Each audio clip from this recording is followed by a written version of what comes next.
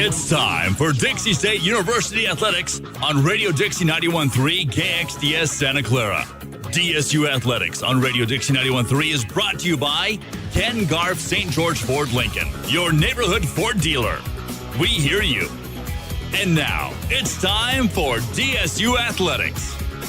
Welcome to another edition of DSU Athletics here on Radio Dixie 91.3. I am your host, Martin Kelly. We got another fantastic game this weekend for you with Dixie State University Trailblazers taking on the Black Hills State Yellow Jackets. We're going to get more into that game, but first, let's look back at what Black Hills State has done over the season so far. They come into this game 0-4 on the overall record, 0-4 in RMAC play. Last game they played against Fort Lewis and lost that game 34-14, sending them to 0-4 on the record. Now, when I was looking at these stats over the weekend and trying to get ready for this game, it stood out to me how bad this football team is and how much they really need a lot of help and how Fort Lewis just took advantage of them in the game. Really, when you look at the stats, they had 24 rushes in the game, 21 yards, no touchdowns.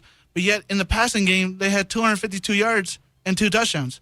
Now, if you look at their other stats, they ran the ball 29 times against Adams State, 160 yards, 3 touchdowns. Then they went to Colorado School of Mines. They ran the ball 29 times, had 163 yards and 1 touchdown.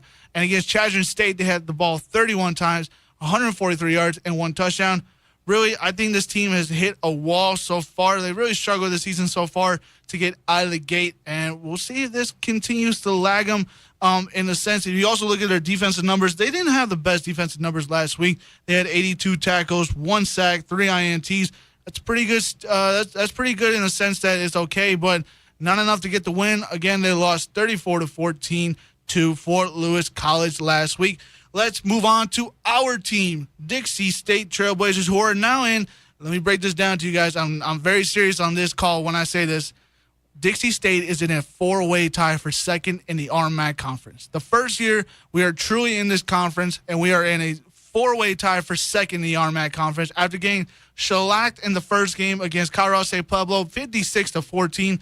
Dixie State has made a tremendous turnaround since then. They've gone on to win 3 straight. That is the longest win streak in our school history. If they win today against Black Hills State, 4 wins straight is the longest win streak we'll have in school history. And I'm telling you right now, this team is just getting better and better and better and better. I've been following them all season long.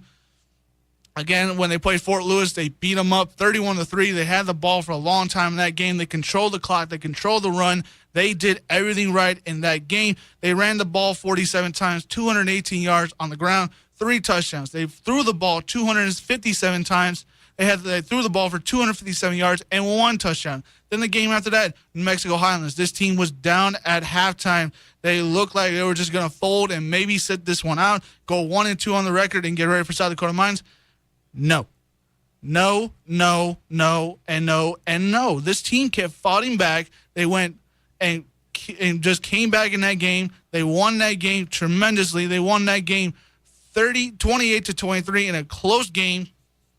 The offense came out and played well. They had 203 yards on the run. They ran the ball 47 times for 3 touchdowns. They threw the ball for 160 yards and 1 touchdown. And last week, I'll tell you this team gave me a heart attack at least 3 times in last week's game when they played South Dakota Mines. Back and forth, back and forth. They were down by 7 at half. They came back in the second half. They beat up South Dakota Mines. They ran the ball 44 times, 225 yards, 4 touchdowns combined. And they threw the ball for 288 yards and 2 touchdowns. I mean, this team is just, I'm telling you, this team is different from other teams in the past. This team is completely loaded on both sides of the ball. Yes, quarterback is an issue for this team. They have Easton Smith and Trent Darns who keeps flipping back and forth into gains. But I talked to Coach McCurr about this, and he told me this. He plays the hot hand. Whoever has a hot hand in practice, whoever has the hot hand in the game, if he sees Easton struggling, he's going to put Trent in because he believes Trent can play. And if Trent's struggling, he'll put Easton back in the game and see if Easton's got the hot hand. He's done this throughout 4 games. We're still waiting on Mike Sanders to come back from his injury. He got injured in the first week of practice. Hopefully he can come back. Maybe they're saying that he'll come back for either against Grand Valley State, which is going to be a big game for the team next week, or be back for another home game in front of our crowd against Western State College. So we will see what is going on with Mike Sanders. But so far, I cannot knock on Easton Smith and Trent Darns for doing such a good job, going 3-1 so far, playing what most people would say that against Fort Lewis, Mexico Highlands, South Dakota Mines, saying, okay, they're not the best teams. Those teams are 2-2 overall. All three of those teams are 2-2 in overall. They're sitting in the mid-pack of the RMAC conference. They're not the best teams. We're going to see what this team does when they get into the dog days of the schedule, when they play against School Mines, when they play against Colorado Mesa, when they play against those teams. Chadron State is still left on the schedule. All right. Those tests are going to be big tests for this team, and we're going to see what they can do. Anyway, we're going to take a quick break here. And when we come back, we're going to talk about some scores from the RMAC, and we'll also give you a couple players, and I'm going to give you my keys to the game plus a prediction, who I think is going to win today's game right here on Radio Dixie 91.3. It's back to the action for DSU Athletics, brought to you by Ken Garff St. George Ford Lincoln. We now return you to Dixie State Athletics. Welcome back to the Trailblazer pregame show here. I am your host, Martin Kelly, and let's get you a couple quick live scores from the RMAC so far. Colorado Mesa versus Colorado School Mines is already underway, and it looks to be a blowout already. It's early in the first quarter. Colorado School Mines is leading 28-7 over Colorado Mesa. This game is important for Dixie State and for Chadron State, the two teams that are under these two teams. Why? Because if Colorado Mesa loses, which it looks like, they're going to follow 3-2 on the record, so they'll sit at about the third spot. If Colorado School Mines was to keep this lead up and keep winning, they're going to go 5-0, still have an advantage over the RMAC conference going into the second half of the season. And if I'm keep telling you, man, Dixie State and Chadron State are the two dark horses in this conference so far. If both teams can win today, both teams can keep still ahead of the teams behind them in the conference and can still keep rolling into Colorado School Mines, who are looking really, really good. But so far, that game is already underway. They're starting the second quarter. Again, Colorado School Mines is on top 28-27. Other games coming up in the RMAC play today. We got Fort Lewis versus Adams State. That game will be on at 1 o'clock. Fort Lewis comes into this game 1-3 on the year. Adams State sits at 2-2. A big win for Adams State could help them get closer to the RMAC conference. Dixie State and Black Hill State, the game we're about to call, this game will start at 1 o'clock, so we still have about 15 minutes until that kickoff. Also at 1 o'clock, Western Colorado University versus Chadron State College. Western comes into this game 0-4. They're sitting at the bottom with Black Hill State at the bottom of that league. Also, Chadron State is 3-1. Again, the emphasis on this is that if Chadron State wins, them and Dixie State are still tied for second in the overall conference in RMAC play and can still possibly take the spot away from School Mines. Also, a game later that'll start at 2 o'clock. It'll be the last game of the day. South Dakota Mines, who we played last week. Yes, we did play them last week in a great game versus Colorado University of Pueblo. Pueblo coming into this game 3-1, looking for some more advantage. They played Texas A&M Commerce last week. They won that game big, getting a win out of RMAC play. It was a good win for them. School of Mines looking to bounce back after a tough loss to Dixie State last week, looking to try to get back into the race of the RMAC conference. This conference is crazy, guys. This conference is just crazy. This conference is crazy, but good. This is an awesome conference to play. After a couple breaks here, we're gonna do a couple breaks here. Then we'll be right back with more on the Trailblazer pregame show. It's back to the action for DSU Athletics, brought to you by Ken Garff St. George Ford Lincoln. We now return you to Dixie State Athletics. Welcome back to Dixie State Athletics Trailblazer Network here on Radio Dixie 91.3. Let's get into it real quick. Keys to the game. We're going to get you the live coverage of the game. We're going to get you the coin flip and the national anthem as soon as we can. Let's get into some keys to the game so far. One key I think is big for Dixie State going into this game. It's a huge one for them. Is trying to find a balance. Now, what I mean by that is the run game has been really good with CJ and Lawrence so far this season. They've been both been able to click off and use each other very well, but the defense has been able to bail us out sometimes. They're a bend but not break type defense. But the thing I struggle with is the passing game. The passing game is not up to stellar as we would like it to be. Obviously, Easton Smith and Trent Darns keep flipping back and forth into the games. So there's really not a true quarterback at the helm until probably maybe Mike Sanders is coming back. We're still hearing rumors about that. But if they can find a balance on the offensive side of the ball, if the passing game can get more involved into the game and give more ease to the run where CJ does not need to really literally carry the team on his back and the defense needs to bail us out, I think this team can really get behind that and can really win some more games towards the later part of the season. I think that's something they really need to work on going into the next few weeks into the dog days of the schedule. I think if they find that balance, I think this team can really win a lot more games. Also, no turnovers. This team cannot afford any more turnovers. We had 3 turnovers last week. Easton threw 3 interceptions last week. And no crazy penalties. This team has been up battle with penalties so far through 4 games. We have 45 penalties for over 400 yards. This is starting to get a little ridiculous. There's a lot of personal fouls. There's a lot of roughing the passer calls, 15-yard penalties, big-time penalties. We got players getting kicked out of games. Shiloh got kicked out last week. Reinhardt got kicked out of back-to-back games. Defense needs to button up, get a little more understanding of you got to play war with the mental game more than the physical game.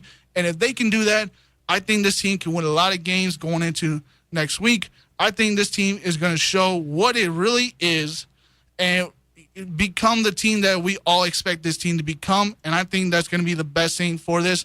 We're going to take a quick break right here and we'll be back more with coverage of the football game between Black Hill State and Dixie State Athletics. It's back to the action for DSU Athletics, brought to you by Ken Garff St. George Ford Lincoln. We now return you to Dixie State Athletics. Welcome back to Dixie State Athletics, the Trailblazer pregame show here on Radio Dixie 91.3. And real quick, before we get you coverage of the football game coming up here at 1 o'clock on top of the hour, I'm going to give you my prediction real quick. So far, I'm 3-1 on the year. Obviously, I took a loss when they played Colorado State Pueblo. And after that, I've been on a roll. I'm 3-0 in calling these games. I'm going to go try for 4-0. I think today Dixie State is going to win big over Black Hill State. I'm going to say they win big, 52-0. They get a shutout in the game. They get that goose egg on top of the scoreboard, and they put up they light up the scoreboard on this team and just give them a good run for their money, maybe. I don't know, but I think this team is going to play really, really, really, really well. So we'll come back here on Radio Dixie 91.3 with live coverage of the coin toss and the national anthem here on Radio Dixie 91.3. It's back to the action for DSU Athletics, brought to you by Ken Garff St. George Ford Lincoln. We now return you to Dixie State Athletics. Welcome back to the final minutes of the Dixie State Trailblazer pregame show here on Radio Dixie 91.3 as we are trying to get feed of the game here as fast as we can. They seem to be doing the national anthem. Let's see if we can get some news on it. But while we're trying to do that, let's give you starting lineups in the game so far. We believe Trent Darns is going to be the starting quarterback today, 6'1", 180 pounds, the sophomore. Running back for this team, CJ Luongo and Lawrence Starks. CJ sits at 5'7", 170, junior. We got Lawrence Starks sitting at 5'10", 190, is also a freshman on this team. We're going to see what he does today. We got Devin Osborne, who possibly will be replaced by Giovanni Sanders. In this game today, those 2 wide receivers will be big for them. Brett Dern is going to be the slot receiver at 5'10", 175. And then the tight end is going to be Blake Kilmore at 6'4", 220. Also receivers DeJuan Dantzler and Xavier Smith. Left tackle will be Brandon Turner, 6'2". Tavon Tuwaluda will start at left guard for 6'2", 320.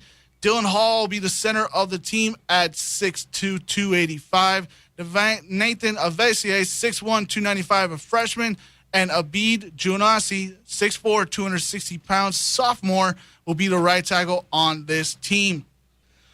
But let me bring in somebody else who's going to be on the call with me today. He kind of showed up a little late, but still my man, my friend, James Guerin. James, what are you doing here, man? I'm doing good. How you doing, Martin? I'm doing good, man. Appreciate you being on the call with me. Obviously, we got a great game today. What are your few thoughts on this game? Black Hill State versus Dixie State. Black Hills is 0-4 into the game. Dixie State's coming in 3-1. We talked about this on our show, man. You're still not buying into this team yet. No, I'm not. And after, possibly winning the game today, they are favorite in this game, but they can't let that get to them. They have to still go in with the same game plan, the same mindset. that this is a competitive team just as any other game it is. Even if it is, if it was Colorado Mesa, for example, they have to treat it like it's Colorado Mesa.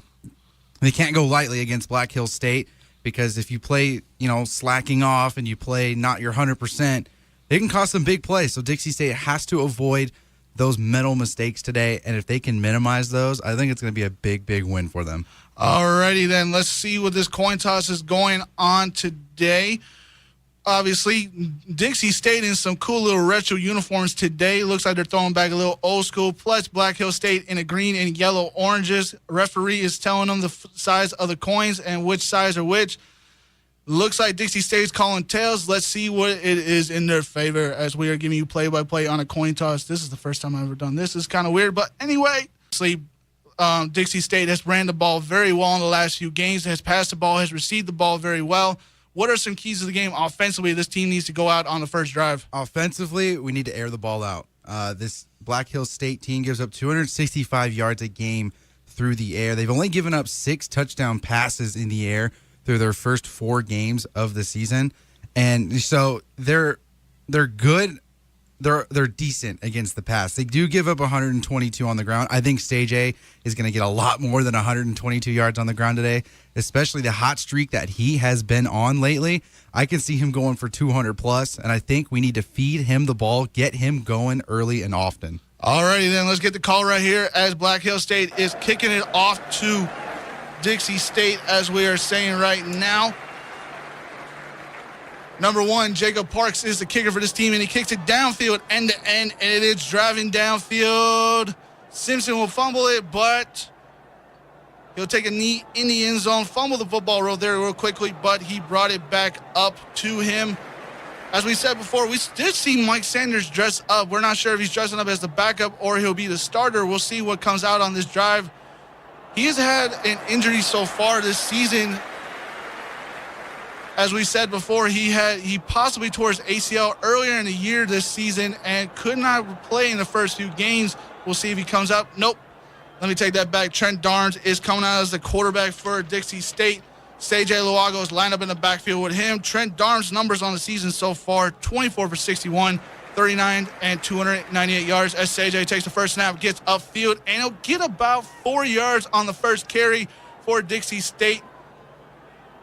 As I said before, 24 of 61, 39% of his passes have been completed, 298 yards, 1 touchdown, and he's also rushed the ball for 24 times, 5 yards, and 2 touchdowns. As he gave the ball to Sage, who is the monster for this team. Sage has put this team on his back for so many games as we go into a 2nd and 8 here for Dixie State. Sage has motion over to the right. Trent takes the snap, is looking downfield, throws it, and it is caught. It'll be caught by number 88. Giovanni Sanders of Dixie State. Good little pass right there. Will be caught for about 12 yards. First down for Dixie State on the ball on the 39-yard line of Dixie State's field. Trent Darnes takes the snap again, hands it off to Sage. Sage gets in the middle and will just be wrapped up back at the line of scrimmage. No gain on that play. So far, James, it's looked a little good for Dixie State, and they're trying to balance it out just a little bit. And exactly, give the ball to Sage Luongo to start it off. I know he's got 2 rushes already that are both behind the line. It looks like we have a penalty on the play. Let's hear it.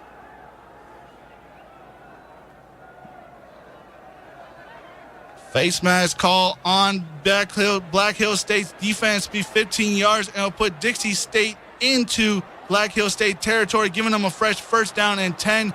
Again, you mentioned Sage. Sage has just been carrying the team for the last 3 weeks, and you think it's a little bit too much, or is it good enough? I think it's a good balance. Get him going, and if it doesn't work, then you have to switch up the game plan.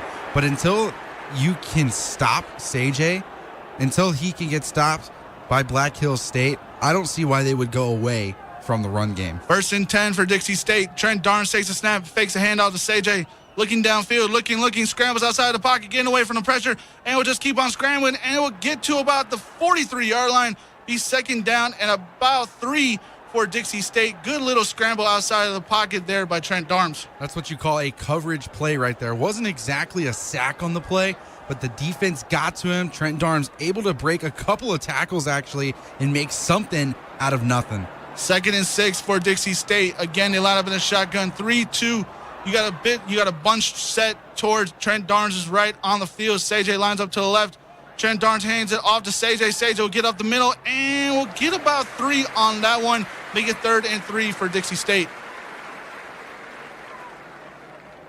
Good little run right there. CJ just trying to get up the tackle in the guard's butt and just try to get as much as he could on that play. 3rd and 2 will be for Dixie State. Trent Darnes looks towards the sideline for the signal calls. 83 Blake Kilgore is in the game so far right now. Trip set is towards the right of Trent Darnes. Motions over receiver to his side of the field. Hands it all to CJ, and it will just get enough for the first down. It appears we will see what it is on the call. A good little handoff right there. Fake handoff to Dwan Dantzler, and we'll see. No, they're gonna mark it 4th and 1. You got to go for it in this situation. Set the tone early, just out of reach of Jurgensen's range. You got to keep this momentum going. You have a good starting drive so far. I think they need to keep this one going and keep the foot on the gas pedal. I agree with you on that one. No doubt about that. As Giovanni Sanders checked into the game, Trent Darnes looking towards the sideline for signal calls. As CJ Luago will line up in the quarterback. No, Giovanni Sanders will line up in the quarterback position with CJ next to him. Hands the ball off, and we'll get the first down on the play. Good little run right there by number 26, Connor Miller, the junior wideout, took the snap of the play and just went straight up the middle. The different formation, we saw Darnes lining up wide outside. Maybe it looked like it was going to be a trickery play, and indeed it was, but it was just a draw up the middle. A little bit of wildcat action going on early. 11:30 left to go in the quarter. 1st and 10 for Dixie State. Darnes takes the snap again, is looking downfield, looking, scrambles outside the pocket, gets away from the pressure, keeps looking downfield, throws it, and it will be incomplete. He was trying to connect with Brad Dern on the play. Incomplete pass, 2nd and 10 for Dixie State. Again, pressure from Black Hills State, only rushing with 3, blitzing a linebacker, and Darnes still able to get outside of the pocket and find the open man, but just could not hold on to that one. That was a good thrown ball. I'll give it. Trent Darnes has not been really good with throwing the ball this year, but he threw it on the money on that one. 2nd and 10 for Dixie State.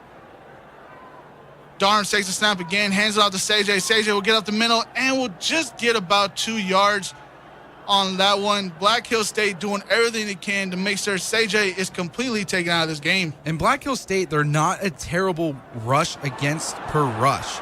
You see that they only give up 4.3 rush per carry and 113 attempts for just 559. So they do a very good job on containing the big plays. Let's see if Dixie State can probably take advantage of that and work something around that. 3rd and 9 for Trent Darnes as he scrambles inside the pocket, throws it, and it is caught.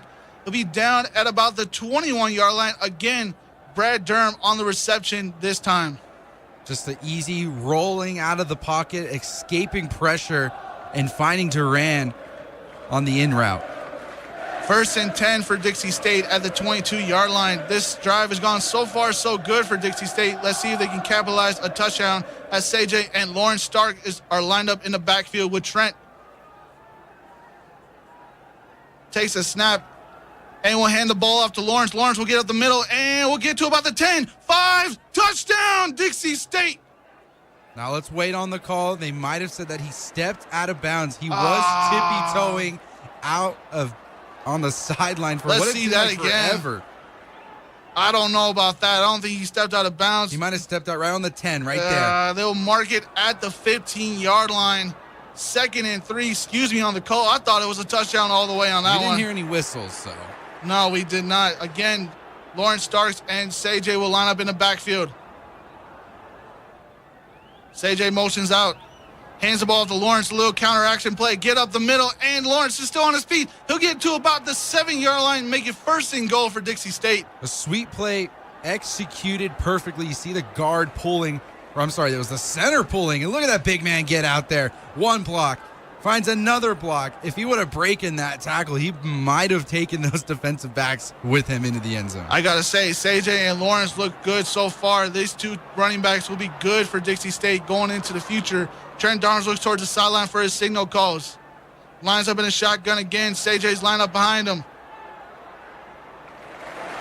Motions over receiver to his way. DeJuan Dantzler hands the ball to CJ to the 3-2. Get about the 2-yard line. Make it 2nd and goal for Dixie State. Just a simple run right up the middle. Looked like it was a read option play, and it was. Saw the linebacker going towards Darms and decided to let CJ take that one up the middle for a nice gain. 2nd and goal for Dixie State. They'll line up in the shotgun again. CJ's line up behind him. Darms takes a snap, hands the ball to CJ. CJ will get up the middle and will get about to the line of scrimmage again. No gain on that play. 3rd and goal for Dixie State. Again, Black Hills State stuffing the middle, and it looks like that is going to be the tone of this game. We shall see some outside runs to counter that inside threat. 8:44 to go left in the game so far for the first quarter. 3rd and goal for this Dixie State offense. Let's see if they can capitalize this as Lawrence Starks and CJ are lined up again in the backfield. Darns lines motions out himself out of the pocket. Darns starts to get the ball and will get into the end zone. Touchdown, Trailblazers. Another wildcat play from Dixie State, and it paid off. And Lawrence Starks gets on board first. You see squeezing in through the defenders, and Black Hills State not ready for that play, and Dixie State capitalizes. Make it 6-0 pending a PAT by KJ Jurgensen. What a great drive by Dixie State University, going for it on the 4th and 1 and capitalizing on that and getting the touchdown in the end zone. PAT is up, and it is good. Make it 7-0, 8:26 left to go in the first quarter for Dixie State. We're going to take a quick 60-second timeout here and be back with kickoff. It's back to the action for DSU Athletics, brought to you by Ken Garff St. George Ford Lincoln. We now return you to Dixie State Athletics. Welcome back to Radio Dixie 91.3 as we're getting ready for the kickoff here on Radio Dixie 91.3. James Guerin is in the booth with me on the color commentating.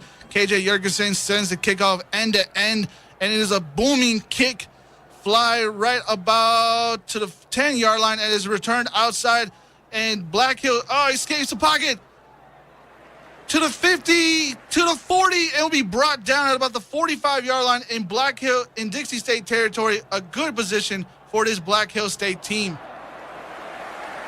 Finding the hole in that return. Short kick, but number 38 for Black Hill State, Lathan Stevens. Little DB, 5'9", 185. He just found some creases and got into the middle, just made some juke players go out of anywhere as Black Hill State brings their offense. Number 16, Tyler Hammond is the quarterback, 6'3", 217 out of Tucson, Arizona, is a redshirt freshman. Lines up in a shotgun. We'll give you his numbers in a quick minute. Hands the ball off to his running back, and he'll get about 2 yards on the play. Number 22, Jack Wabi, running back, 5'8", 187. Dixie State stuff in the middle. It was a 3-yard gain, but Dixie State has a better pass defense than they do rush defense. And leading the way for this defensive line, Remington Kelly. I'm expecting a big game from this guy. I am expecting too. Tyler Hammond comes in this game 8 of 21, 38% of his passes completed for 77 yards after a 2nd and 8. Looking downfield, throws the ball downfield, and it is incomplete. He was looking for number 5, Eric Swiftwater, the leading receiver on this team. Again, 8 of 21, 38%, 77 yards, and throws for 1 touchdown. Just a bad thrown ball right there by Tyler Hammond on that play, trying to connect with Eric Swiftwater. 3rd and 7 for Black Hill State. Lines up in the shotgun. Jake Wildley lines up in the backfield with Tyler Hammond. Looks towards the sideline for signal calls again. He's got his calls, but he looks a little confused on it. We'll see what happens out of this 3rd and 7. Throws it to his running back, and it will be caught by Jake Wildley, but he'll be brought back down behind the line. No gain on that play. Abraham Reinhardt on the tackle.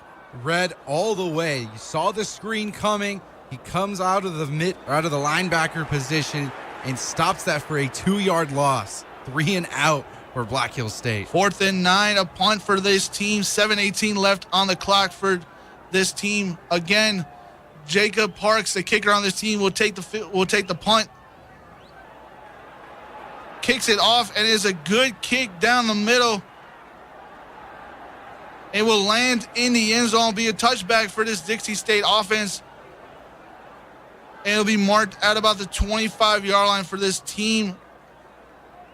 Again, James, we talked about it before. Dixie State has looked good so far. You have to admit it. They've had 3 good games. Again, last week against South Dakota Mines, they had a nail-biter there, 51-47. What can Dixie State do to just keep that momentum riding into this game and try to get a win before they got to go to Grand Valley? Well, I mean, Dixie State shouldn't have to do anything over the top. You know, that first drive, 14 plays, 75 yards for the touchdown. And just keep doing what you know and see if Black Hills can stop it. 1st and 10 for Trent Darnes, looking downfield. Looking, still looking. And we'll take this. No, he'll get out of the pocket. Looked like he was about to be sacked. Gets away from the pressure, and he'll get about 3 yards after the scramble. There is a flag that was thrown by the back judge, and usually that's going to be holding. Holding by the offense, number 53. 10 yards from the previous spot. Replay, first down. And you called it right there, James. A holding call by center on the team. Dylan Hall, the 6'3", 285 freshman, just made a little quick mistake there, trying to get Trent Darnes away from the pressure, let the blitz come right up the middle. 1st and 20. Look for a screen right here. Trent Darnes takes a snap, hands the ball right out to Sage. Sage will try to get up the middle and will get about 4 on the play, make it 2nd down and 16 on the play. Nothing spectacular about this, just another read option play, looking to find space on the outside. It was a good tackle by Black Hill State. Leading the way, I believe, was Isaiah Tivis. 2nd down is 16, 6:16 left to go in the first quarter. Dixie State is leading 7-0. Sage is lined up in the backfield with Trent. Takes a snap, fakes a handoff. He'll hand it off to Sage. A late handoff right there. Did not look like Sage know what he was doing. We get about 2 yards on that, make it 3rd down and 14 for this team. And these are the positions you do not want to be in. You do not want to be in a 3rd and 10 and longer. And they're at a 3rd and 16 right now. And we're going to see if Darnes is going to bring out the arm and try and get this 1st down. 3rd down and 16, 5:38 left to go in the first quarter. Again, Dixie State is leading Black Hill State 7-0 after that first drive. The second drive is getting stalled.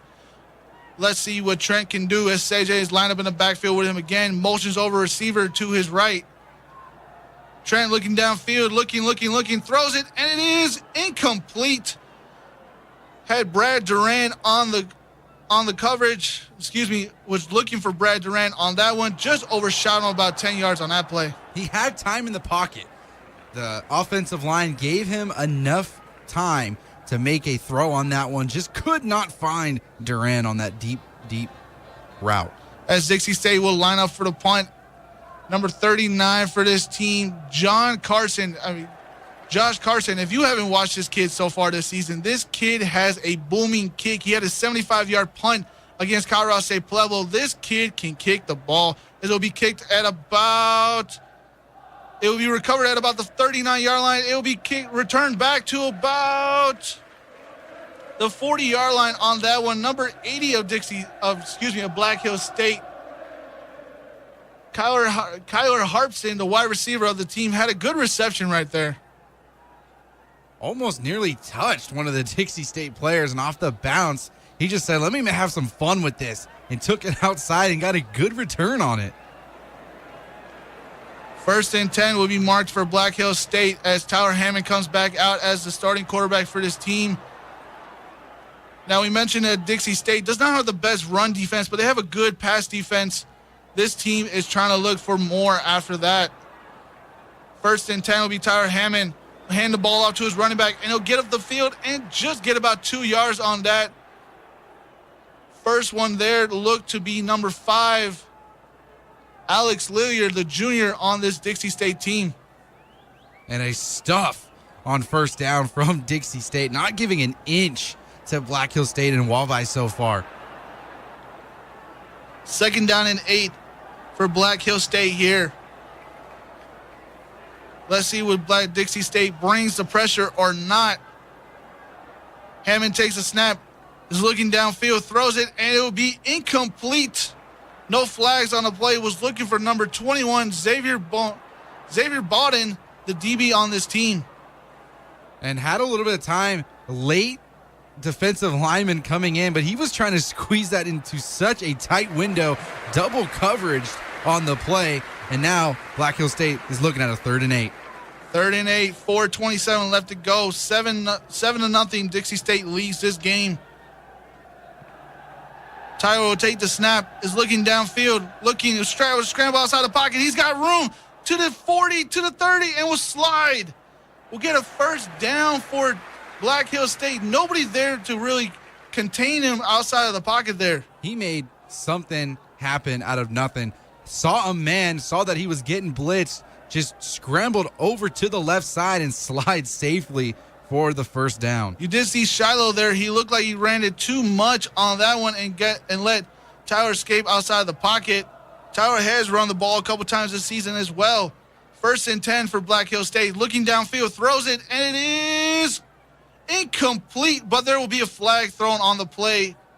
We will see what the call is. Alex Lilliard on the coverage right there. And, it was an underthrown ball. Lillard didn't turn around in time. Number 5 of the defense, 15 yards from the previous spot. Automatic first down. Like I said, it was underthrown, and Lillard didn't turn his head around. And anytime that you don't turn your head around while the ball is in the air, it is going to be a pass interference call 9 times out of 10. 1st and 10 for the Black Hills State. They'll be marked at the 15-yard line. 3:55 left to go in the first quarter here. We will see if Dixie State can stop them here. Dixie State has had many, many moments like this during the season so far and have come to be the better part of this. 1st and 10. Fakes the handoff and will throw it to his receiver, and it will be caught at about the 5-yard line. Brought down there. Number 83 on the team, Jordan Pace, the 6'3", 195 junior out of Phoenix, Arizona. Man, he shook off. It took 4 defenders to finally take him down. He really wanted that touchdown just outside of the end zone. And let's see how this red zone defense pans out for Dixie State. First and goal for Black Hills State as they bring out the jumbo formation here. 2 tight ends line up on the line. Tyler takes the handoff and will hand it off to his running back. He skates outside the pocket, but he'll be brought down at about the 4-yard line by Abraham Reinhardt. Reinhardt saving the touchdown right there, just off the tackle. Looked like a sweep, and Reinhardt says nope, wraps him up, and takes him to the ground. 2nd and goal for Black Hills State. 3:11 left to go in the first quarter here. We will see what Black Hills State draws up again as they bring out the bunch formation. Look for a run to the left side. No one's out on the left side. Man-to-man defense. Fakes a handoff, throws it to the end zone, and it'll be caught. Was it a touchdown? Yes! Eric Swiftwater on the reception there for Black Hills State. That was a perfectly thrown ball from Hammonds in the back corner of the end zone. Look right here, but there is a flag on the play. Interesting to see what that might be. Got 1 foot in, and it was a false start, actually. So points off the board for Black Hills State and Dixie State with a sigh of relief. It will be 2nd and goal again at the 10-yard line for Black Hills State. Let's see what they draw up this time as they keep the jumbo formation out on the field. What a heartbreak. You got a perfectly executed play in the back corner of the end zone, tippy toes inside of the line, all to just have a restart. 2nd and goal for this Black Hills State's team. Tyler takes a snap, throws it to the end zone, and it is touchdown. Black Hills State will get the touchdown this time. Number 21, Isaiah Jefferson, the 5'8" wide receiver. And finding the space, as you see right here, just an out route, very simple against man-to-man coverage, and just beats Shiloh Pritchard for the pylon touchdown. 7-6 as PAT pending for Black Hills State. 2:45 left to go in the first quarter here. Dixie State not playing so well on the defensive side. Let's see if they'll make some adjustments as they go here. Kick is up, and it is good. 7-7 tied ball game here. 2:45 left to go in the first quarter. We're going to take a quick 60-second timeout and be back with kickoff. It's back to the action for DSU Athletics, brought to you by Ken Garff, St. George Ford Lincoln. We now return you to Dixie State Athletics. Welcome back to the Trailblazer Radio here on Radio Dixie 91.3 as Black Hill State kicks it back off to Dixie State in an end-over-end kick, and will land in the end zone. Simpson will take a knee in the end zone.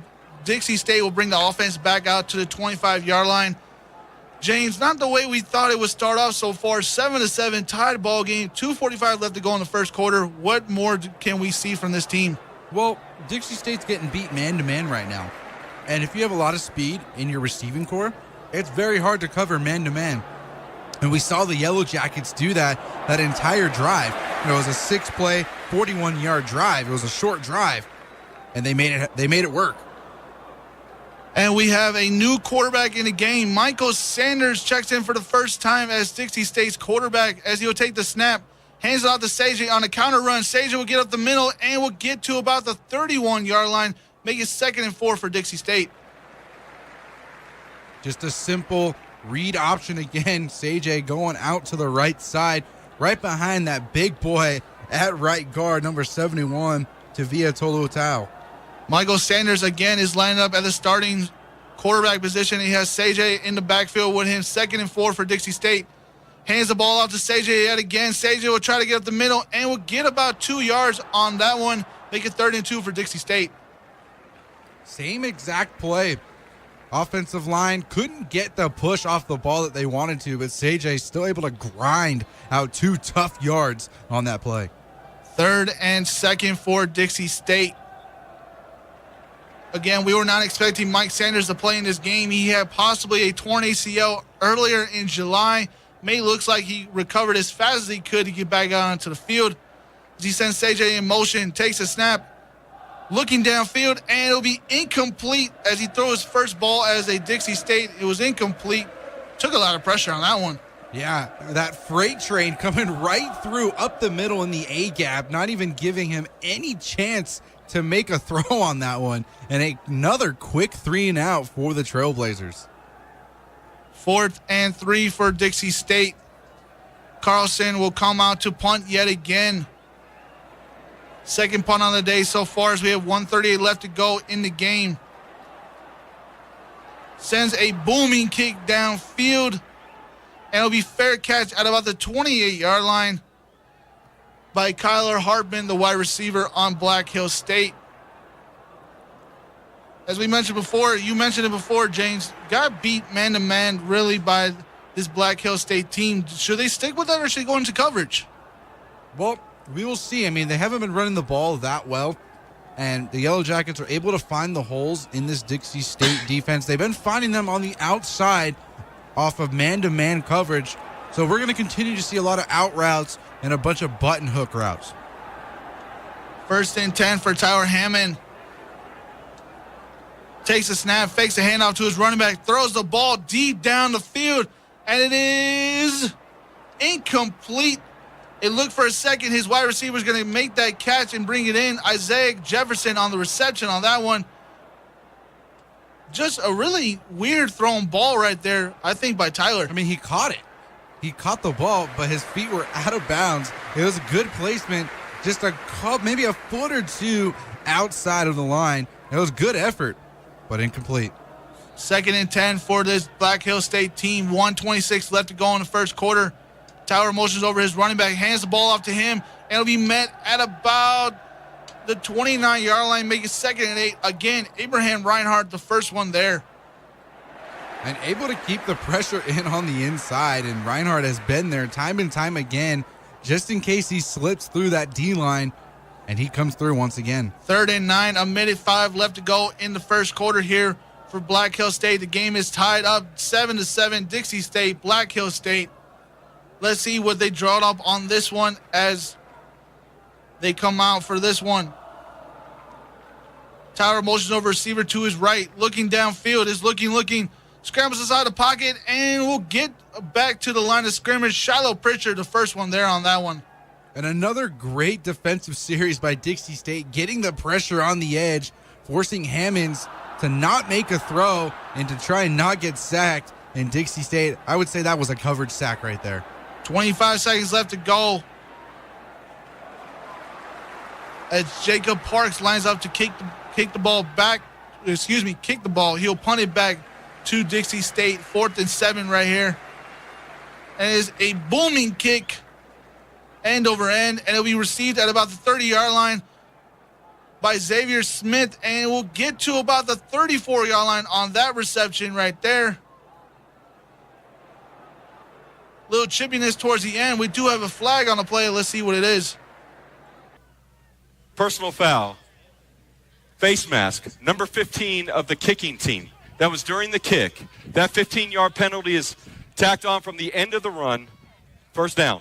Josh Gurnaby picks up that penalty for Black Hill. As you heard it there, a face mask call against Black Hill State will take Dixie State to just about the 50-yard line. It'll be a good position for this Dixie State team as they try to finish up the first quarter and see if they can get some points on the board. Probably just end the quarter on a nice little run from Sage. Get a couple more strategic advice going into the second quarter. Let's see what they draw up as there's only 2 little seconds left on the clock. Mike Sanders lines up in the quarterback position again, 1st and 10. Hands the ball to Sage. Sage will get up the middle and will get about 6 on that one. Make it 2nd and 4 after that. The end of the first quarter has come. Dixie State 7, Black Hill State 7. We'll come back right here with a 30-second timeout for the start of the second quarter. No, wait. Yes, we'll have that coming up here on Radio Dixie 91.3. It's back to the action for DSU Athletics, brought to you by Ken Garff St. George Ford Lincoln. We now return you to Dixie State Athletics. Welcome back to Dixie State Athletics, the Trailblazer Network here on Radio Dixie 91.3 as we have 2nd and 5 for this Dixie State offense so far. Again, Mike Sanders is lined up as a starting quarterback. James, we were really not expecting him to start after he reportedly had a tear in his ACL at training camp. Let's see what's going on as the refs are getting together. Let's see if there's a clock situation or a ball placement.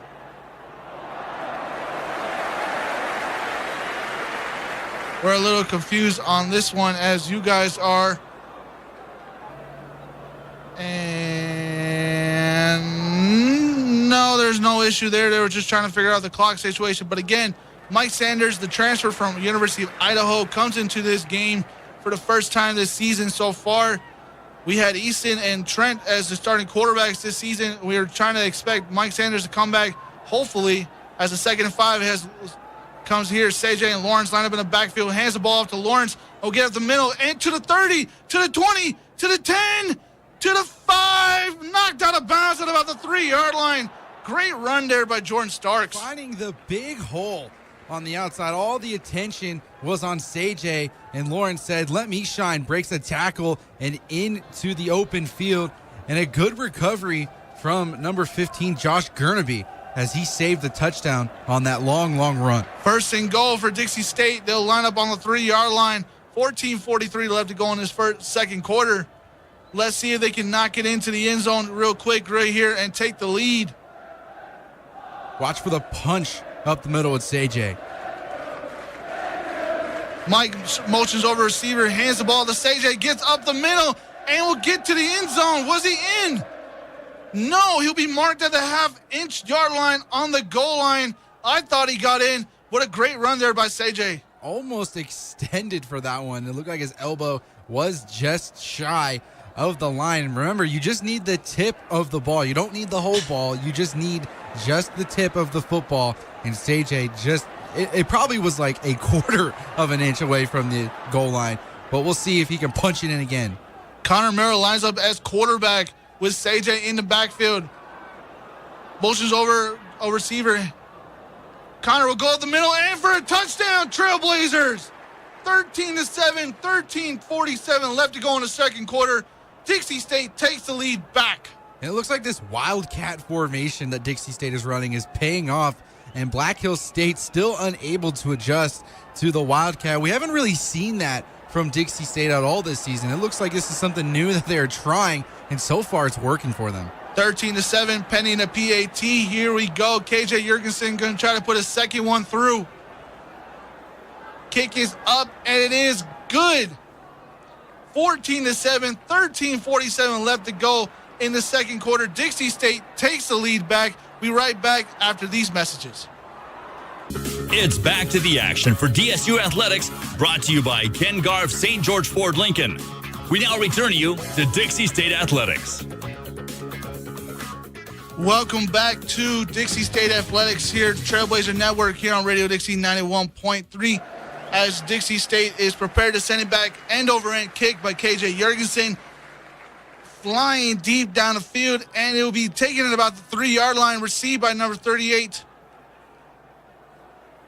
Lethard Stevenson, the DB, and it will take it about the 30-yard line where Black Hills State will start their next drive. Dixie State, let's see if they could keep that pressure up the middle. Still no signs of a run game and kind of no signs of a passing game either. Hammonds only has 18 yards so far in the game, and we'll see if they can find some more space on the outside. It worked for them on the first drive, but so far since then, we have seen nothing. The leading rusher is also Tyler Hammonds. He has 11 yards so far. So Dixie State holding their ground.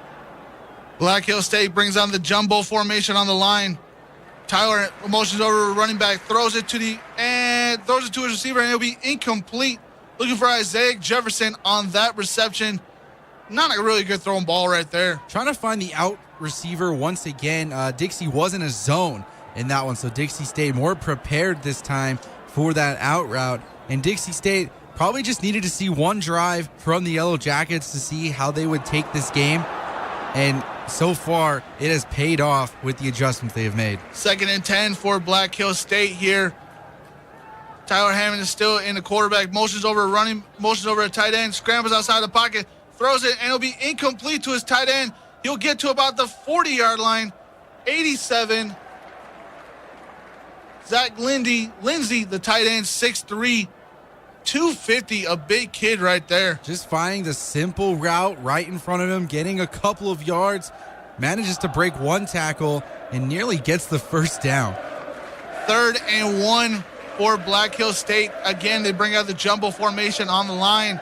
Tyler Hammond is lined up at the quarterback. Number 28, Shane Brooks will line up in the backfield for him. Get up the middle, and did he get to the line? No, they're saying no right now. Let's see where the officials mark it. Again, a blitz from the linebacking position, able to cause some havoc in the backfield. And are they going to go for it? It doesn't look like it. They're going to bring out the punt team. 4th and 1 for Black Hills State. Yet another drive. The second one in a row for them not to get any points on the board after they took the first drive and put 7 on the board. They'll line up for the punt formation again. 12:30 left to go in the first quarter. Jacob Parks is the puncher on the field. Kick is up, and it's a booming kick, end over end. Xavier will just fair catch it at about the 33-yard line, bringing Dixie State's offense back out again.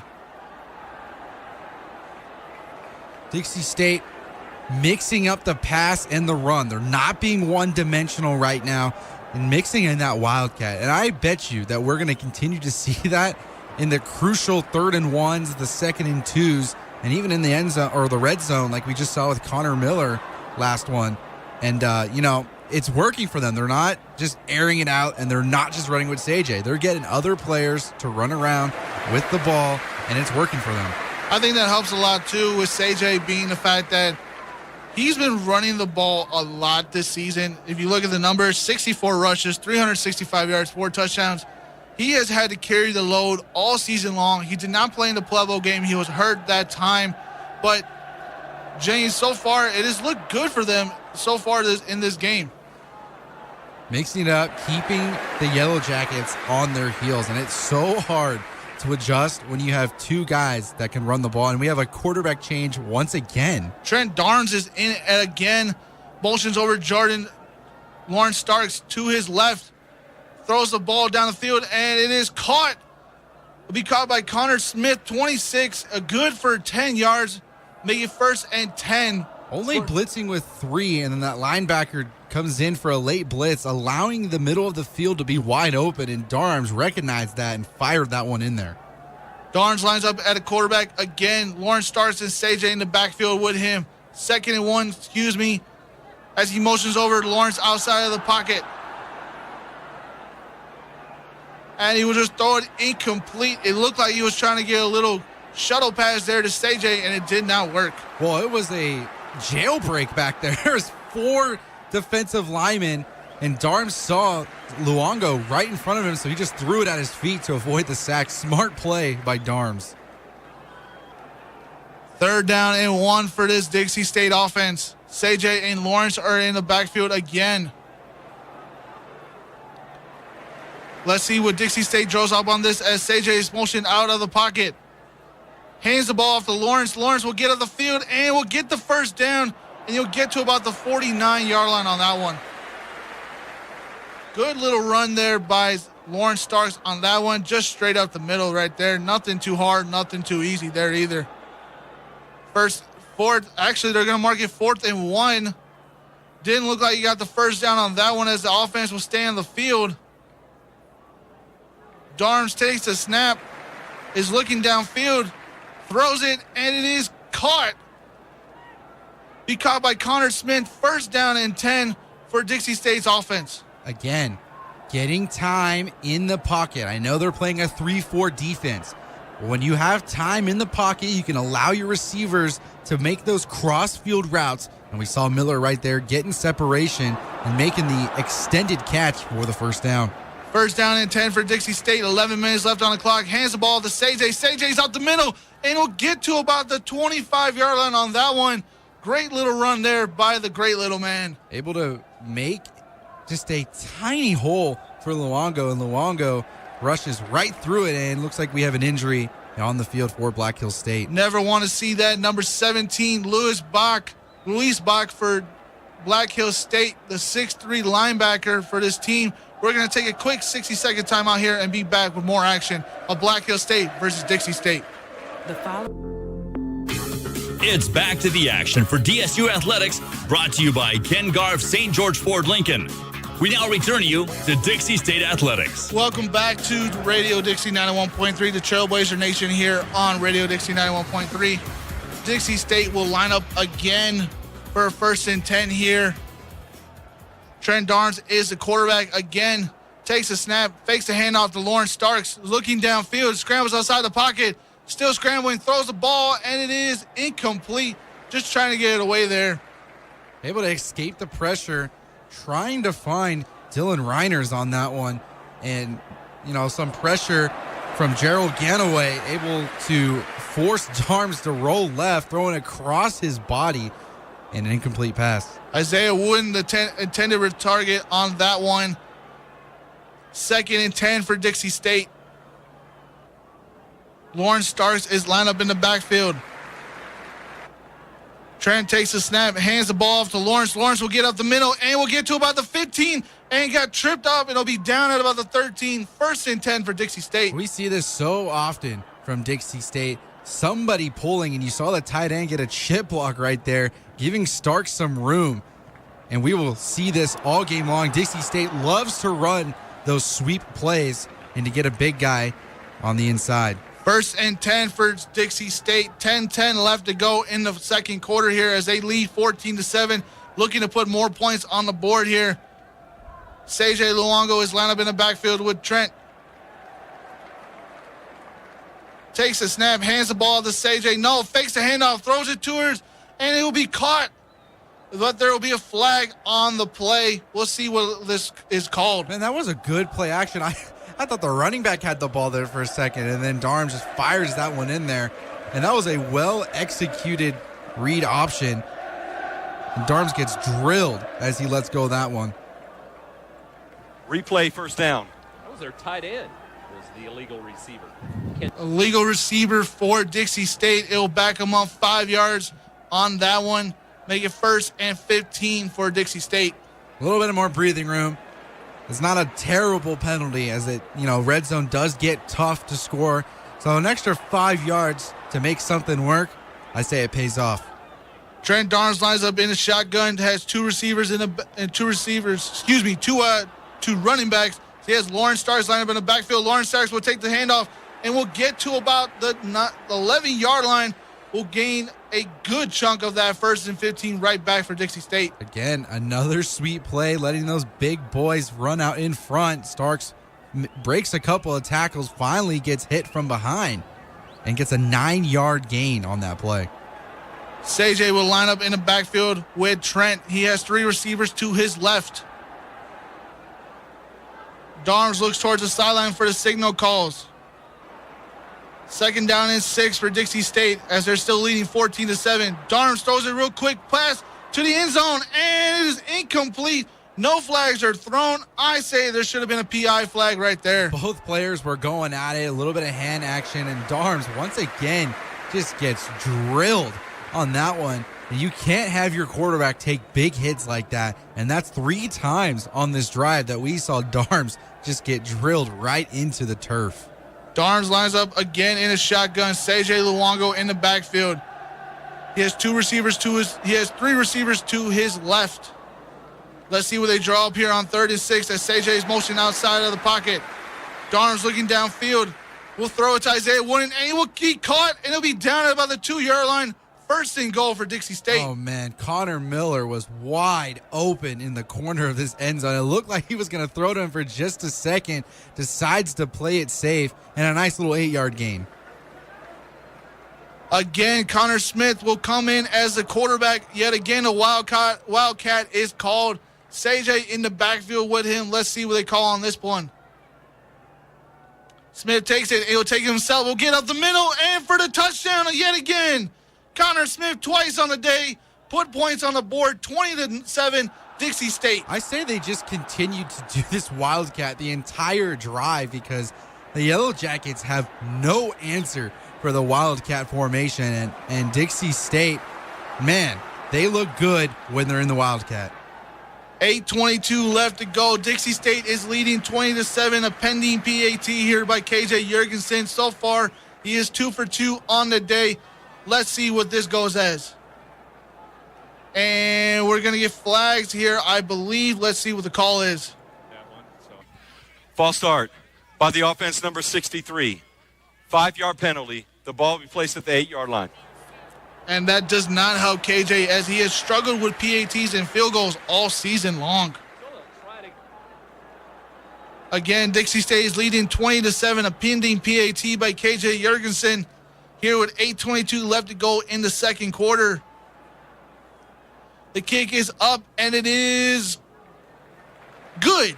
21-7, 8:22 for Dixie State on top of Black Hill State. Be right back after these short messages. America and the Ad Council. It's back to the action for DSU Athletics, brought to you by Ken Garff St. George Ford Lincoln.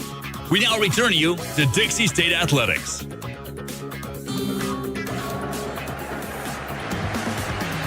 21-7 as Dixie State leads. 8:22 left to go in the 2nd quarter here as AJ Jorgensen lines up for the kick, and it fell off the tee. Windy City in South Dakota. Yeah, you never like to see that as a kicker. You're always hoping those balls stay on the tee so you don't have to ask the player to come out and hold it. That last drive for Dixie State, 11 plays, 68 yards, just only took 3:50 off the clock, and controlling this game here in the first half. AJ Jorgensen lines up for the kick, and it is a booming kick back to Black Hill State, end over end. It'll be taken at the 1-yard line. Again, Lawrence Stevens brings it out, and it'll get to about the 21-yard line on that one. A good kick right there by Jorgensen. A good return so far for Black Hill State as they've returned. I believe that is the 4th one of the day for them. And let's see if the Yellow Jackets try and switch things up. That running game just simply not working for them so far. And in the entire game for the Yellow Jackets, they have 8 rushes for 17 yards, averaging 2.1 yards per carry. And Dixie State proving us wrong that they do not have a rush defense. In fact, they do.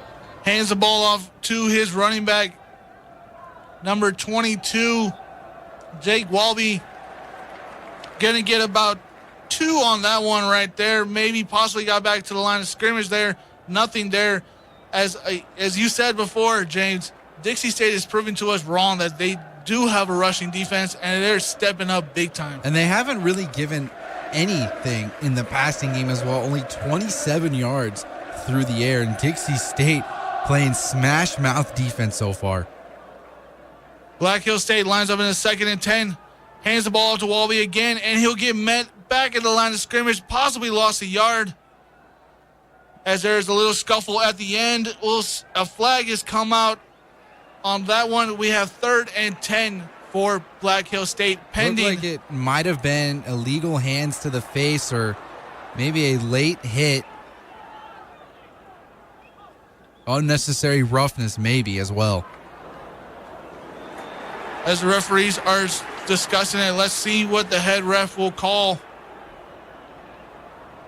As Mike Jones, that is, it possibly is Mike Jones again. He's had a couple scuffles this season so far. He was pointing in the direction of the Yellow Jackets. Let's hear it out.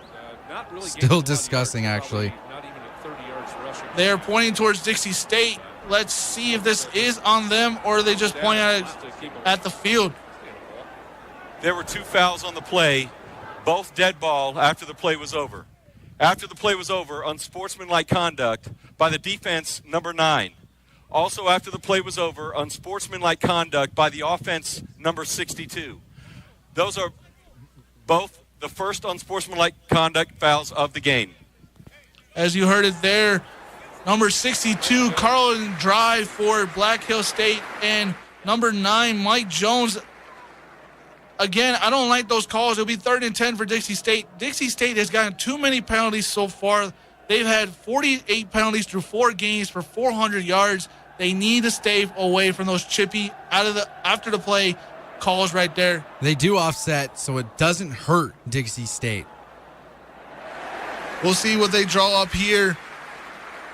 3rd and 10 for Black Hill State. Tyler Hammond is the quarterback, takes a snap, looking downfield, throws it, and it is incomplete. 4th and 10 for Black Hill State. Number 80, Kyler Harpton was the intended receiver on that one. He had time in the pocket. He didn't need to rush this throw, and this one was just way behind the receiver, and Hammonds has not looked sharp at all in these first couple of drives. 21-7, Dixie State is leading. 7:16 left to go in the second quarter. 4th and 10 for Black Hill State. Jacob Parks will come out to kick it back. Again, Kyler Harpton, the intended receiver on that one. Pressure from the right side, and as number 41, Anthony Yarbrough, putting pressure on Hammonds, forcing him to make a throw that he didn't want to make right then and there. 2nd and 10. 2nd and 10 on the 47-yard line of Dixie State's territory. Let's see if Black Hill State can do anything on this drive. After their first drive of scoring 7 points, they have gone 0 for 3 on drives since then. Let's see what they do on this one. 0 for 4. They have just not had anything since that first drive. Tyler Hammond lines up again in the quarterback position. Scrambles outside the pocket, will throw it, and it is it will be complete, at the 35-yard line.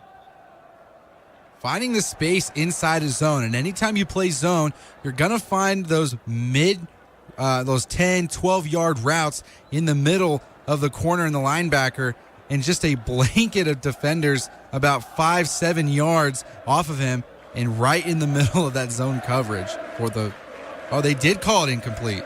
It did. Oh, okay.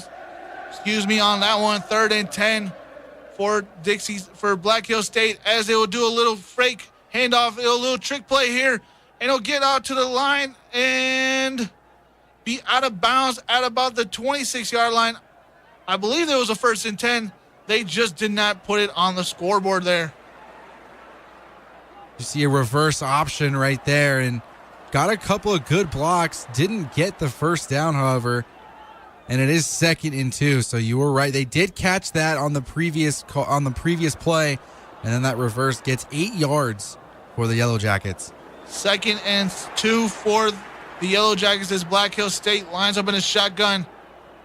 Jake Walby will be the back in the backfield. Hammond hands it off to him, and he will get about a yard on that one. Let's see where they mark it. It's a simple run right up the middle. Trayvon Watson maybe was just a hint too late, and it does look like they're still short of the first down. So Watson able to save the first down opportunity. 3rd down and 1 for Black Hills State as they're trailing Dixie State 21-7. 5:55 left to go in the second quarter here. Takes a handoff, hands it off to him. No, Tyler will take the snap himself. We'll get away from the pressure. We'll get to about the 10-yard line, and we'll get down about the 8. Without one of his shoes, apparently got away from the pressure on that one. Read options are they're so hard to defend against, and breaking a tackle right there and scrambling and didn't even phase him. His shoe fell off right at the line of scrimmage and still decided to take off and almost scored on that one. 1st and goal for the Black Hills State as they bring out the jumbo set on the line. Jake Walby will be the back in the backfield for the Black Hills State. Tyler takes the snap, hands it off to him. He'll bounce off a couple tackles and will get back to the line of scrimmage as we see a flag fly in. Let's see what this call, possibly a holding call on this one. Holding by the offense, number 57. 10-yard penalty, replay, first down. And that is an obvious one as Abraham Reinhardt was trying to get into the backfield, and 57 of Black Hill State, Keith Marson, the starting center on that team. Make it 1st and goal again at about the 17-yard line for Black Hill State as they come in a shotgun. 2 receivers to his right for Tyler. Jake Walby is the back in the backfield for the Yellow Jackets. Takes the snap, is looking downfield, throws a quick play to the end zone, and it is caught for a touchdown. Eric Swiftwater on the reception on that one. And a back shoulder throw from Hammonds. One of the better throws that we've seen from him today. And just behind the defensive back, I believe on the coverage for Dixie State was Lilliard, as he was right there toe-to-toe with him. A perfectly thrown ball. You had to have thrown it back shoulder as he just turns around and falls right in the breadbasket. 21-13, 5:04 pending PAT here. The kick is up, and it is good for Black Hills State. 21-14, 5:04 left to go in the second quarter. A close game, a closer game than we thought. We'll see what happens after this short little break.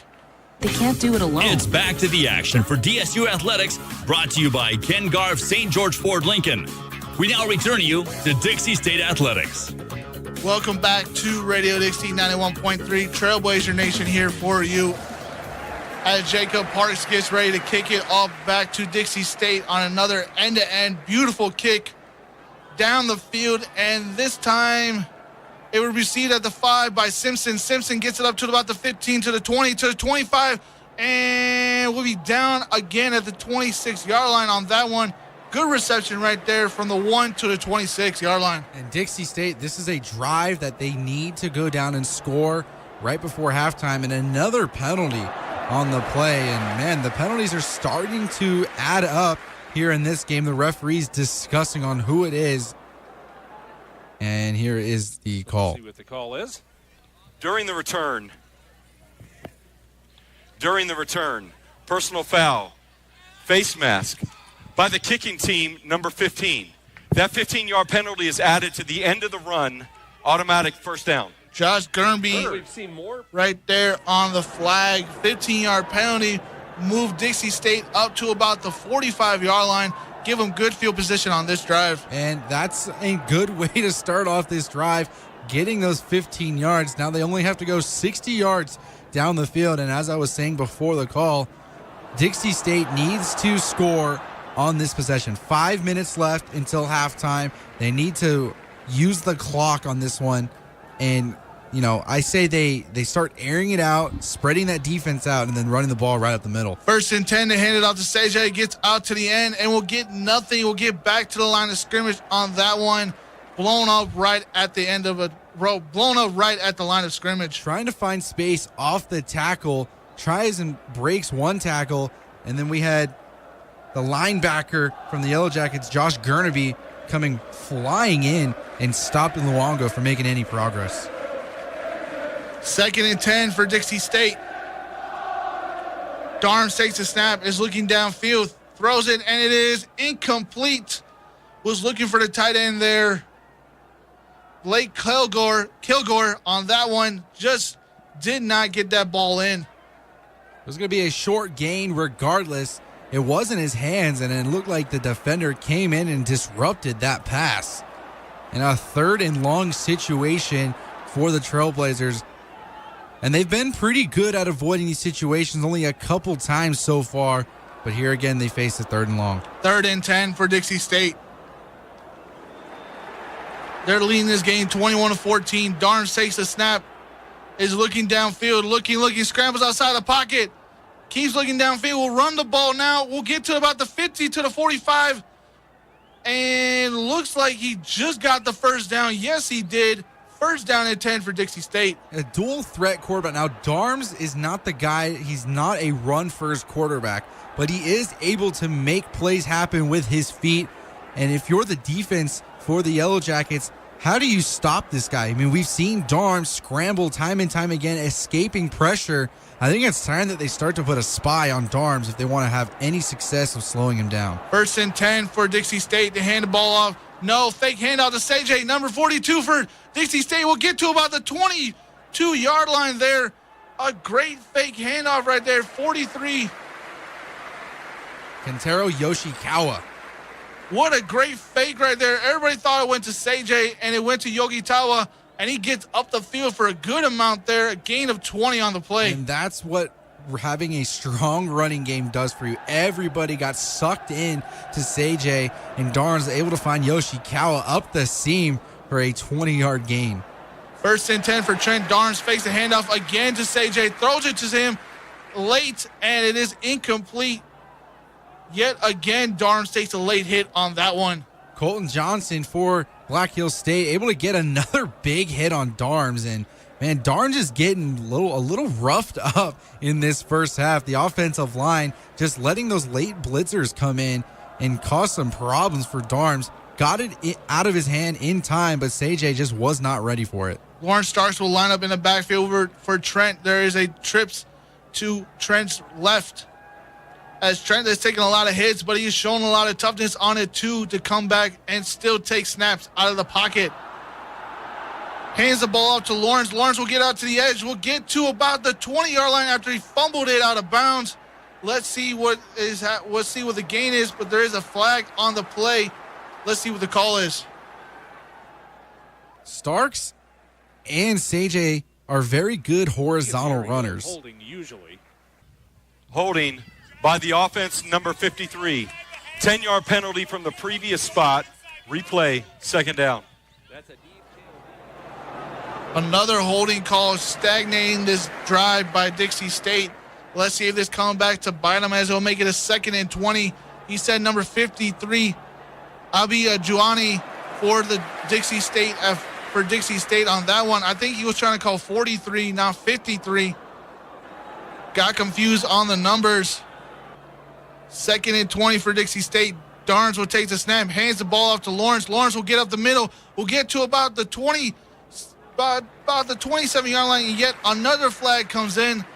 I think it's another holding call, and Dixie State just getting pummeled with these calls.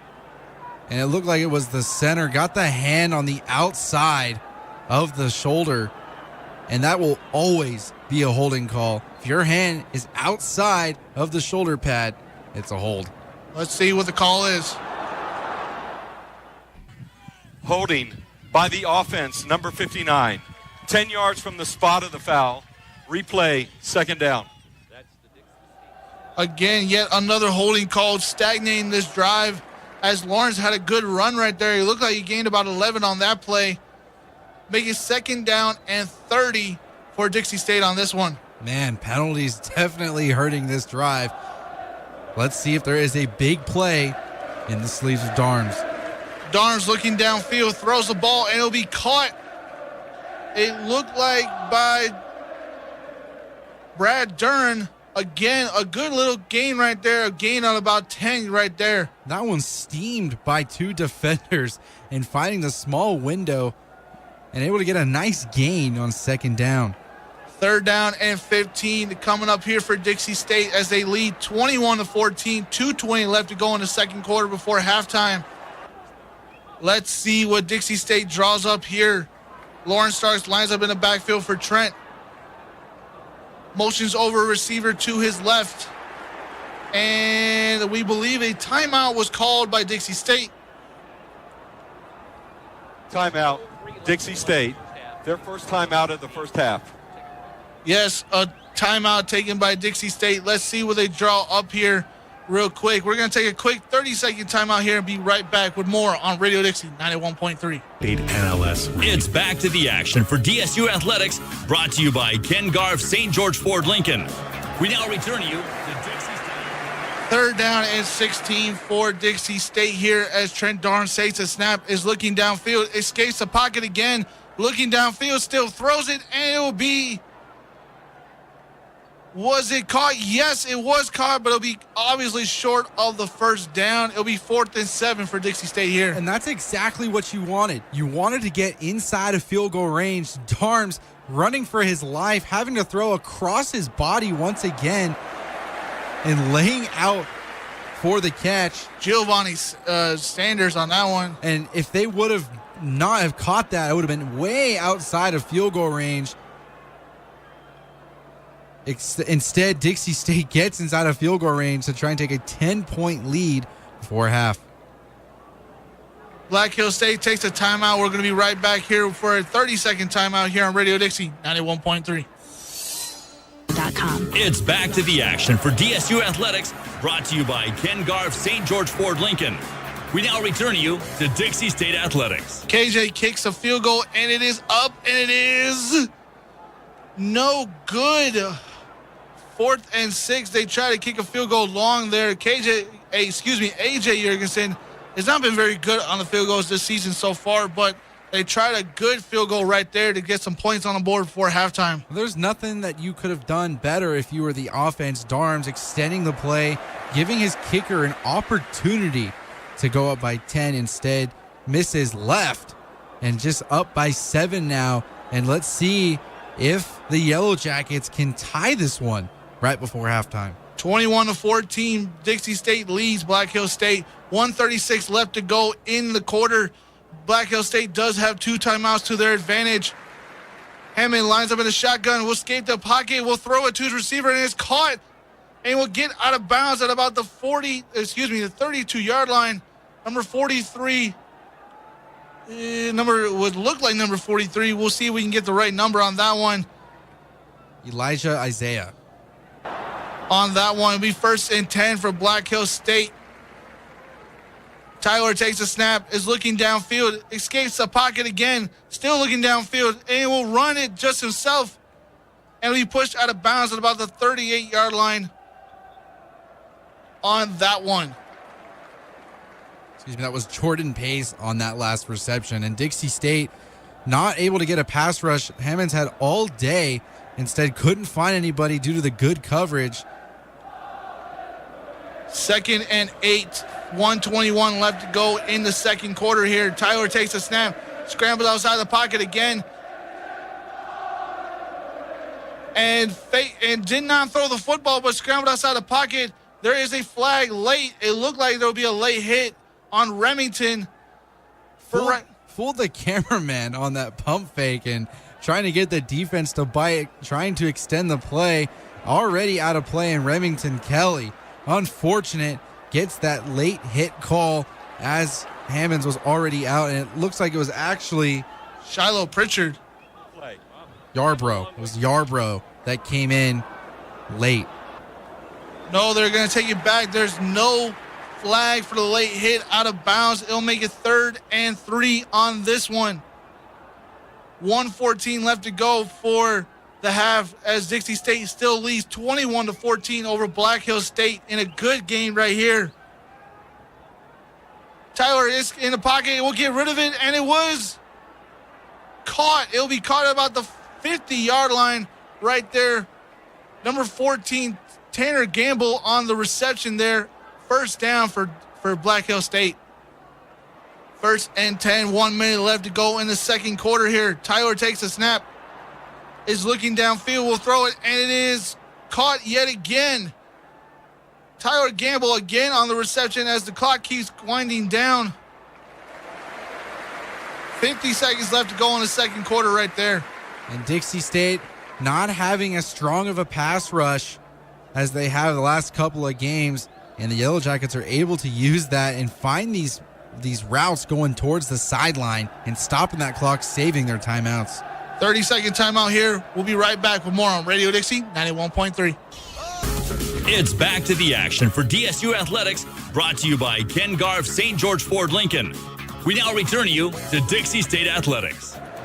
2nd down and 8 for Black Hill State, 21-14 as Dixie State still leads. 51 seconds left to go. Tyler takes a snap, is looking downfield, will throw it, and it's incomplete. It'll be 3rd and 8 for Black Hill State. For a second, it looked like there was a pick six opportunity right there. The pocket did not collapse, just trying to find the outside route, trying to save those precious timeout that they have, and a long 3rd and 8. 3rd and 8 for Black Hill State. 47 seconds left to go in the game here. Tyler takes a snap. Looking downfield, was it hit late? Was it a forward pass or not? They have not said anything. Shiloh Pritchard takes the ball and will be down at about the 47-yard line. They say it is a fumble, and Dixie State is on the recover of it. And that was Remington Kelly, and it looked like his arm was moving forward, but it looked like Remington, had his hand right before the arm moved forward. And I think the referees might have a second look at this one. Kelly just beating the right tackle off of it, and I don't know. That's close. He didn't strip the ball. He stripped the arm, and it looked like Tyler was throwing it at the same time. We'll see what they call this. They are going to call it a fumble, and it will be Dixie State's ball at the 47-yard line on Black Hill State's side of the field. Great play there by Dixie State's defense to stall Black Hill State and give the ball back to their offense to possibly put more points on the board. Darnes will take the snap, 1st and 10.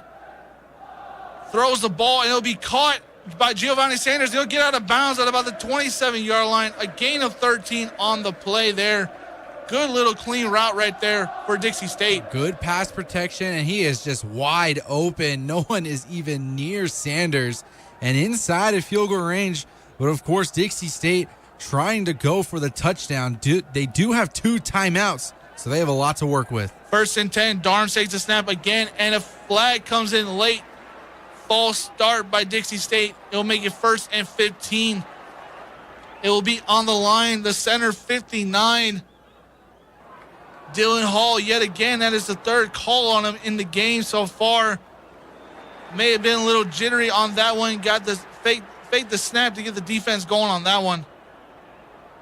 1st and 15 for Dixie State. 32 seconds left to go as they lead 21-14. Darnes looking downfield. Escapes the pocket a little bit. Looking. He will run it. He'll run to about the 10, to 15, to 5, and it'll be out of bounds at about the 4-yard line. What a great run there by Trent Darnes. Man, this guy can make plays when he's given time. Nobody open down the field. May have gotten away with a holding call right there. Instead, Darnes almost gets the touchdown. If he would have just kept going to the outside, he might have broken the corner. And a good improvisation play by Darnes. 1st and goal on the 3-yard line. 19.7 seconds left to go in the second quarter here before halftime. Dixie State leads 21-14 as Dixie State will bring out the jumbo set. Lauren Starks and CJ Luongo are lined up in the backfield, and we believe Black Hill State has taken a timeout here. Yes, they have. They are taking their final timeout of the half. We'll be right back with a 30-second timeout here on Radio Dixie 91.3. It's back to the action for DSU Athletics, brought to you by Ken Garff, St. George Ford Lincoln. We now return you to Dixie State. And we scored a touchdown as we were trying to get back on the air here. CJ Luongo, for his 5th touchdown on the year, will get into the end zone there to make it Dixie State 27, Black Hill State 14. Just a simple run off the left tackle.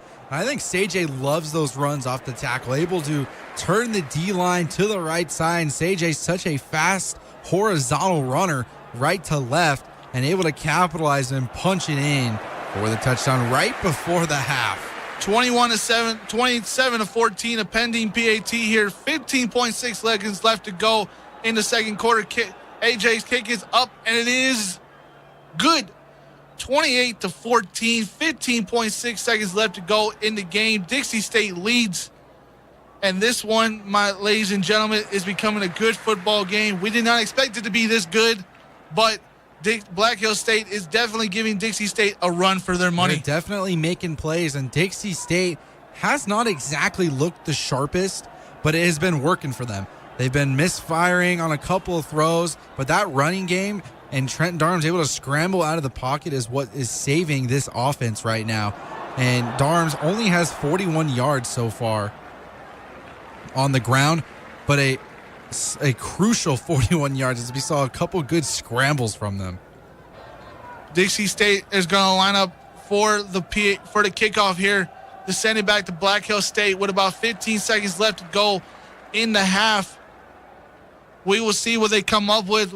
Will they just throw it to the end zone and try to get something quick, or will they try to get into field goal range as they have no timeouts left for right now? AJ lines up for the kickoff.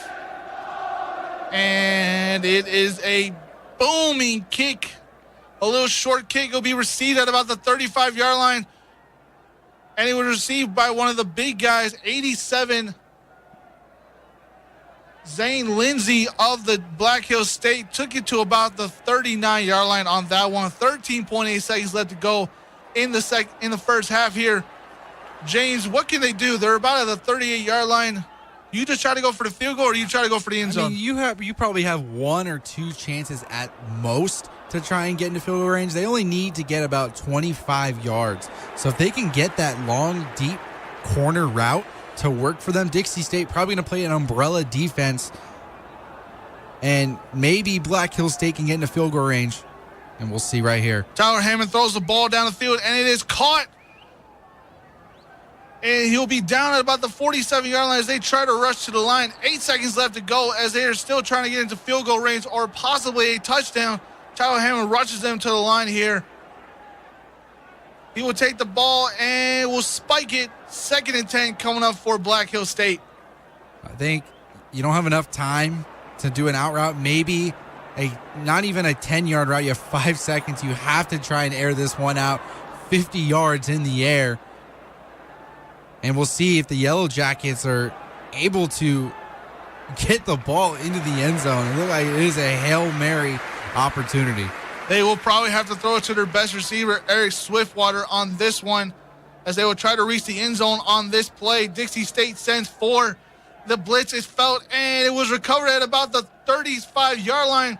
There's no time left on the clock. Dixie State leads it 28 to 14 going into the half here. A good game we did not expect. We expected a blowout, but a good game so far. We'll be right back here on Radio Dixie for the halftime show right here on Radio Dixie 91.3. It's back to the action for DSU Athletics, brought to you by Ken Garff, St. George Ford Lincoln. We now return you to Dixie State Athletics. Welcome to the Trailblazer halftime show here with you. I am Martin Kelly. I have my best friend James Guerin in the studio with me today. James, thanks for joining me on the call today. No problem. Let's get to the quick stats right here on Dixie State versus Black Hill State as they lead this game 28 to 14 going into the second half. As you look at the stats right now, Dixie State leading a lot of categories. First downs, Dixie State is leading them 16-9. On the rush yards, they are leading them. They have 169 yards over 59 yards of Black Hill State. On the passing, they have 142 over 106. But the worst number that Dixie State is leading them is in penalties. They have 7 penalties for 57 yards. Little quick scores update from the RMAC here. We'll get back to our game. Fort Lewis is leading Adams State 7-0. Big game right there for Fort Lewis to get back into the conference. Chadron State College, we were looking at that game close today. They're leading Western College 33-7. And the big game of the day so far, it is becoming a complete blowout. Colorado School of Mines on top of Colorado Mesa, 58-10. So far, South Dakota Mines and Colorado School of Pueblo will play later tonight. That game is going to be a huge game for Dixie State and Chadron State. James, as I bring you back in here, looking at the score so far, what games do you see that are big for Dixie State? I think Dixie State, they're tied for second in the conference right now. The only game that they would possibly even care about is that Pueblo game. And that Pueblo game is an absolute nightmare. And, I don't think Dixie State should worry about it too much. I think they just need to continue to go with their game plan today and go and execute some plays because they haven't looked the best. They've been getting, good calls their way. It's been working, Darms able to, escape the pocket and make plays happen. And you need that from a quarterback. If you just had a pocket quarterback and he would just be taking sacks left and right, who knows? This might be a tie game, but Darms able to make stuff happen with his feet and able to spread out the defense for the Yellow Jackets. And I think that is the big reason why Dixie State is out in front right now. You do mention Trent Darms is 12 of 19 for 142 yards. No touchdowns, but if you look at the run, Lauren Starks has got a touchdown, Connor Miller has a touchdown, and CJ Luongo has a touchdown. They have put over 140 yards on the ground so far. Is the rushing the really only good thing of this Dixie State offense? Well, they're able to find those open receivers underneath. There hasn't been any huge plays throughout the air, but it hasn't been needed. They've been in the lead this entire game. Just keep running the ball, keep wearing out that defensive line. We have seen play action passes come back to bite the Yellow Jackets. So we saw a play action to CJ and then that seam up the middle to Yoshikawa for a 20-yard gain. And that's the kind of stuff that Dixie State thrives off of, is when those play action passes work, because CJ is such a big threat on the ground and everyone is going to suck to him like a vacuum. So when you're able to capitalize on a play action pass, it's able to, benefit you. And, Darm's not airing it out, not flinging it around like a gunslinger, but he's doing what he's being asked to do. Alrighty then. Let's look at the defense just a little bit. Obviously, not a whole lot of action. There's not a lot of sacks, but a lot of tackles for losses today. Reinhardt has the one only. What have you seen so far out of this Dixie State defense, and what can they change up a little bit? They're not allowing the run game at all. Not at all. 54 yards, only giving up 3.6 yards per rush. So they can just continue to play the way they have been and keeping this team in the Yellow Jackets one-dimensional. And that's how the Yellow Jackets are able to get on board, was through the air, not on the ground. So Dixie State, shocking everybody as, their rush defense actually showing up today. But their pass defense, they haven't given up a ton of yards, only 106 through the air. You can't ask for better coverage than that. But they did give up the 2 through the air, but both were really, really good throws in the back corner of the end zone. So you can't blame them for that. But, they don't need to change much, honestly. Their defense has played very, very well. Both the drives that Black Hill State scored on were short drives. Any time that Black Hill State starts on their side of the field, Dixie State makes the stops. And that's what they can ask for, And the good field position for Black Hill State is something that they need to kind of rely on from their special teams, because we saw a long punt return on one, and then we saw, I think they were both punt returns actually, that got him into Dixie State territory for a 40-yard drive. And let's turn it over to Black Hill State on this one. What has Black Hill State done so far good on the offensive side of the ball to keep them within this game? Hammonds again, he's not super, super accurate. He's completing 58% of his passes. He is trying to air the ball out. He was trying to find a couple of those deep throws. He had a couple of questionable throws that were way behind the receivers. But, the dimes that he threw into the end zone, like I just said, perfectly placed balls. And also, the running game is just, like I said, is just non-existent. And, Tyler Hammond's he had a couple of good scrambles himself, doesn't have the speed that Darms has, but able to extend plays and try and make something work. But Dixie State has shut down any big, huge plays. You did mention their rush. Tyler Hammond does lead this team in rushing today so far on 6 attempts of 39 yards for no touchdowns, but he has thrown for 2 touchdowns, 11-19 for 106 yards. What is this? Now let's turn it over to their defense real quick. What has this Black Hill State defense done so far in this game to, stagnate Dixie State? We expected Dixie State to come in this game. We expected them to be leading by 6 touchdowns at the half. They're only leading by 2. What has this Black Hill State team been doing so far? I think it's more of the penalty side against Dixie State. Penalties have hurt this team. For Black Hill State, their defense, they've given up a couple of big runs, but so for the most part, they're kind of keeping the passing game to a, mid-range, routes, 10, 12-yard passes. The thing that they're having most problems with is the runs off the tackles, and they cannot. And the Wildcat, we didn't see the Wildcat in that last drive at all. But so maybe we'll see that from Dixie State once again. Connor Miller was able to capitalize on 2 Wildcat formation red zone touchdowns, and they just had no answer for it. They didn't even come close to tackling him.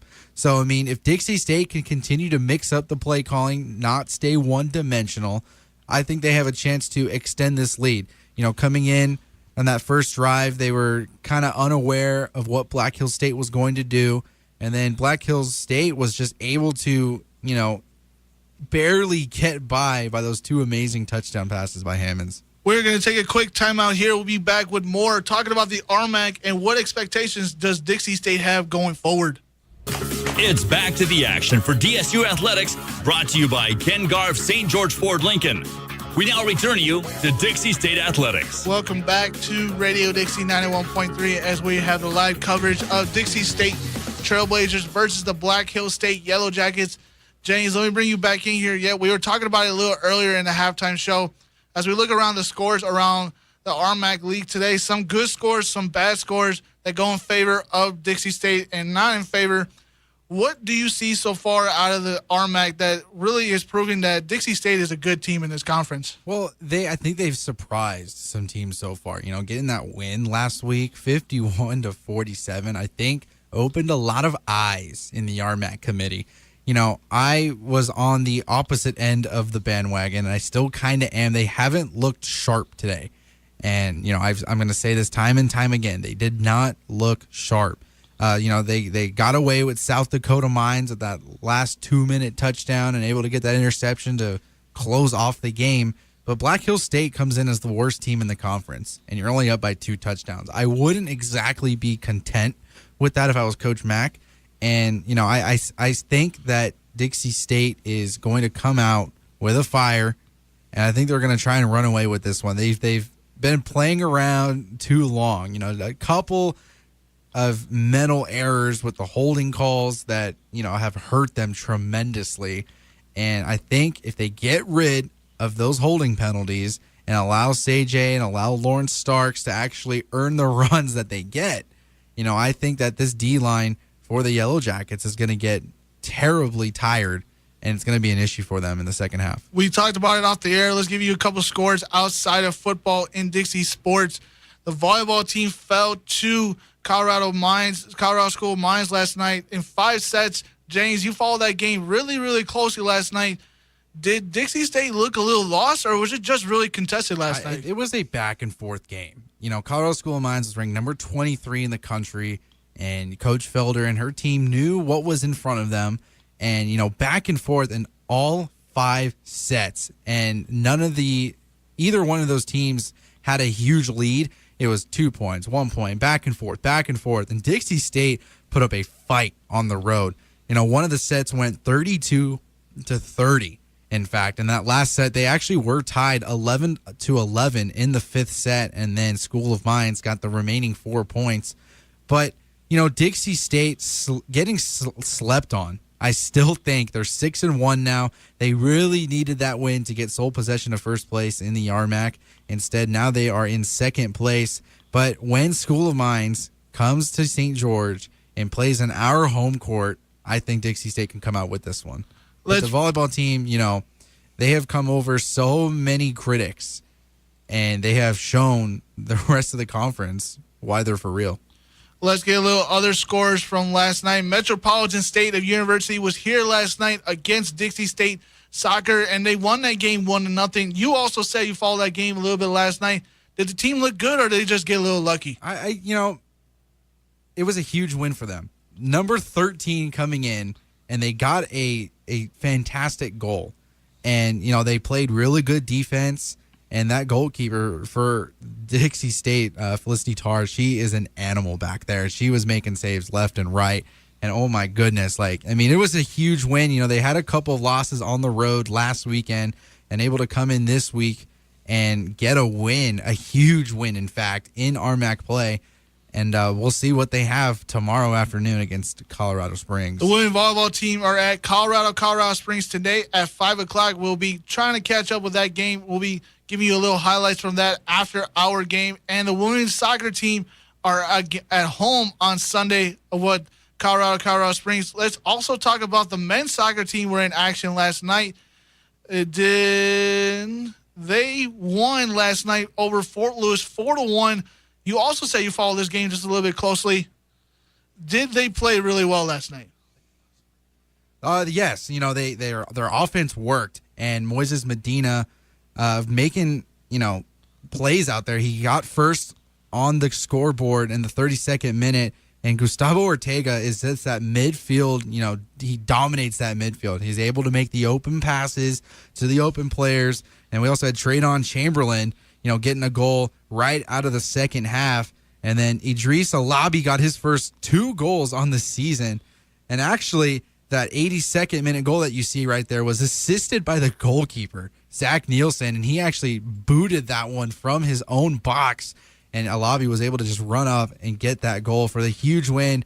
A must-needed win because it was their first win in RMAC play. Not exactly the start that Dixie State was looking for, but Fort Lewis had a better record coming into this game, and Dixie State had to have changed their game plan coming into this one, and they came away with a 4-1 victory, a must-win for the Trailblazers. Obviously, Dixie State's been playing some RMAC schools over the last couple of years, but so far, James, you and I have been following the sport so far this fall. I've been following a little bit more of football. You've been following more of soccer and volleyball, and we're going to start getting into basketball season a little bit later in the year. Softball season and baseball season are right around the corner.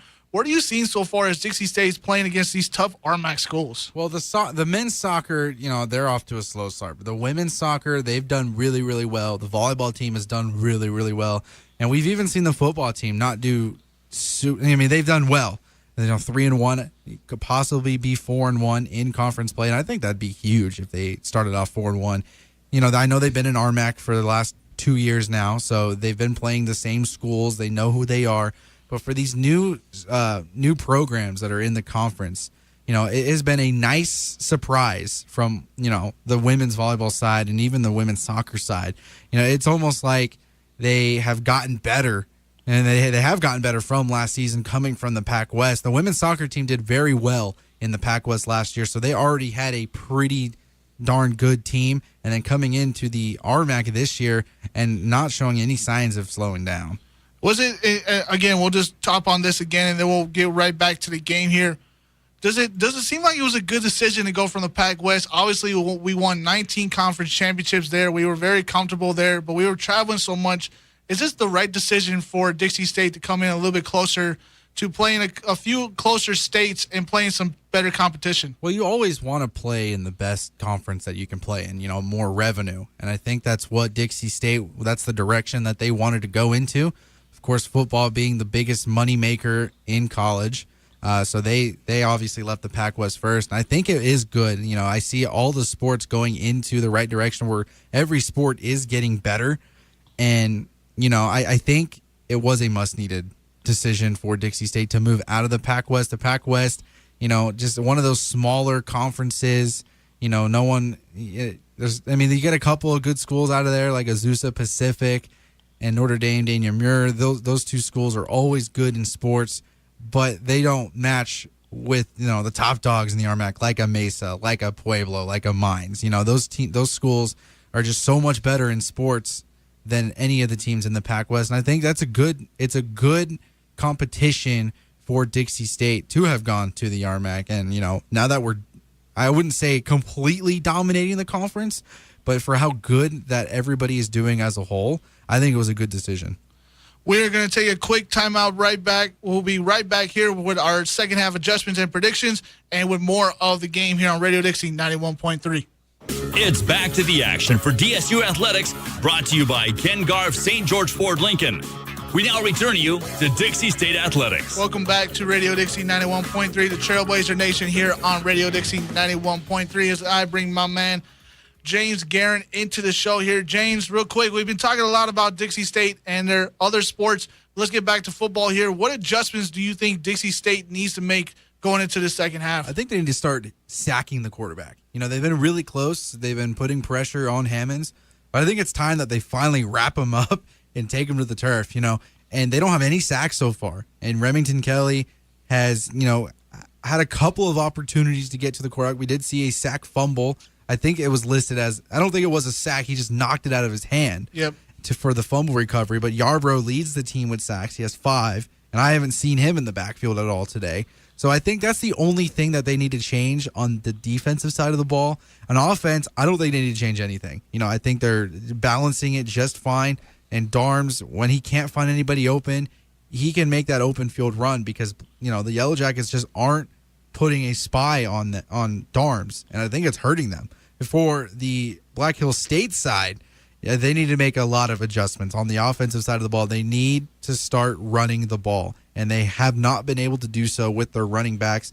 Hammonds has made a couple of good scrambles, but other than that, those running backs have not had any room to run inside the trenches, and those receivers need to start getting some more separation to give Hammonds someone to throw to. And for the defensive side, they need to stop the run. They've given 169 yards in the first half, of course, Dixie State being that running team. And, that they haven't given up any big plays through the air. They just need to learn how to stop the run. I agree with you 100% on that. Let's get back to this game here as A.J. Jurgensen lines up the kick-off team and getting ready to send it back to Black Hills State, who will receive the second half kickoff here and will bring out their offense first.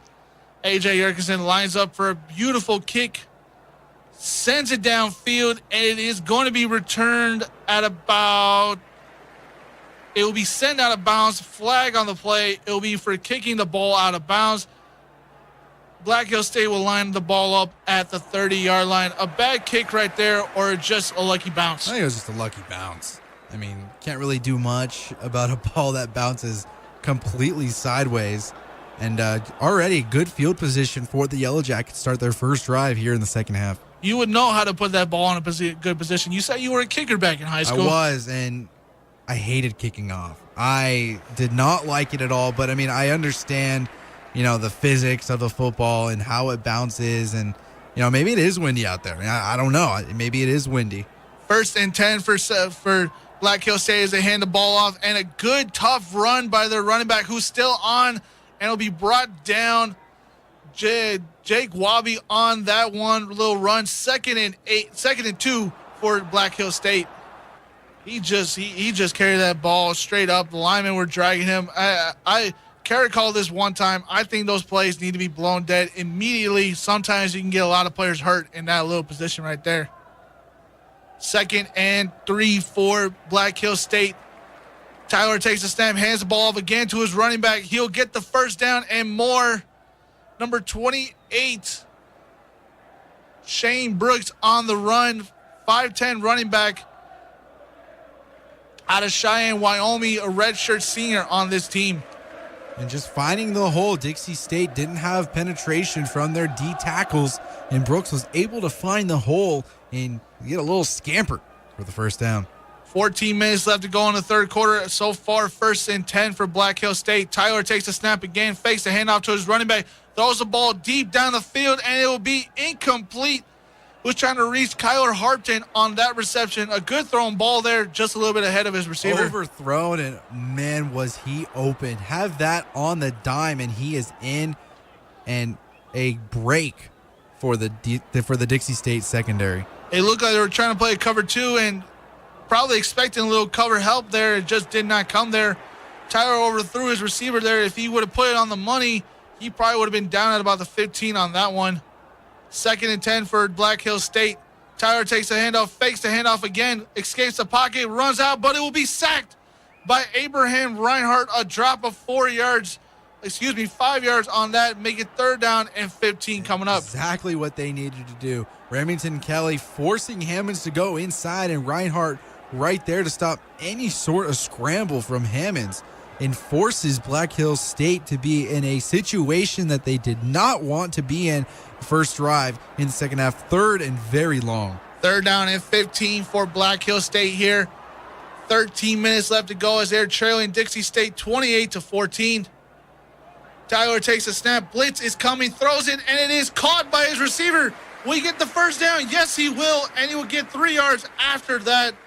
A blown coverage right there by Dixie State. Man-to-man defense once again, but with the cross route, I believe it was Jordan Pace getting separation right underneath the linebackers and able to make a spin move and make his way to the 40-yard line in a big play on 3rd down. 1st and 10 for Black Hills State as they get out of that jam right there. Be at the 40-yard line. Motions over receiver by Tyler. And it looks like there'll be a false start being called on Black Hills State. Yes, the right tackle moved just an inch after the motion player came in motion. Put it back 1st and 15 for Black Hills State. It's actually number 62, Clayton Dry, with the false start penalty.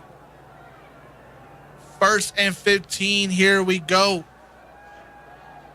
Can Dixie State do something here to stall this offense? Tyler takes a snap, fakes the handoff to his running back, throws it to receiver, and it'll be caught. And it'll be down at about the 39-yard line. Tanner Gamble, yet again, his 3rd reception on the game. A good 10-yard catch right there.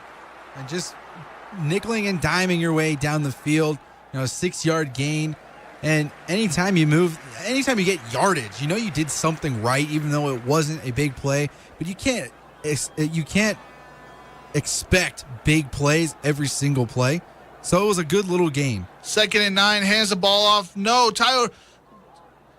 It was a fake handoff by Tyler Hammond, and he would get about 9 on that play, make it 3rd down and 1. Man, these read option plays are so good. The gap in the middle just opened up for him. Looked like a truck could have driven through that one. And we look at a 3rd and short opportunity for the Yellow Jackets. 3rd and 2 for the Yellow Jackets of Black Hills State. Can Dixie State's defense step up here as they lead this game 28-14 with 11:30 left to go in the 3rd quarter here? Tyler Hammond takes the snap. He's looking downfield. The blitz is coming. Will he get away from it? No, he will not. And again, Abraham Reinhardt on the sack again for Dixie State. And exactly what Dixie they State will be at the 23-yard line as the punt went out of bounds. Trent Darnes leads the offense out yet again as Trent had a good first half there for Dixie State. Not terrible, but good enough to keep Dixie State in the game. Obviously, 1st and 10 here for Dixie State. Motion over Giovanni Sanders. Hands the ball off to Seje. Seje will get up the middle and will get a good chunk there. A gain of 6 for this Dixie State offense. The man in motion taking off a defender and being able to find the gap on the left side. Seje nearly breaking that one off. Gets 8 yards on that carry. Seje has just been a trucking force for this team all year. I asked him earlier in the year as Trent takes it, gives it back to Seje as he will try to get more. He'll bounce out of a tackle. He'll get to about the 37-yard line.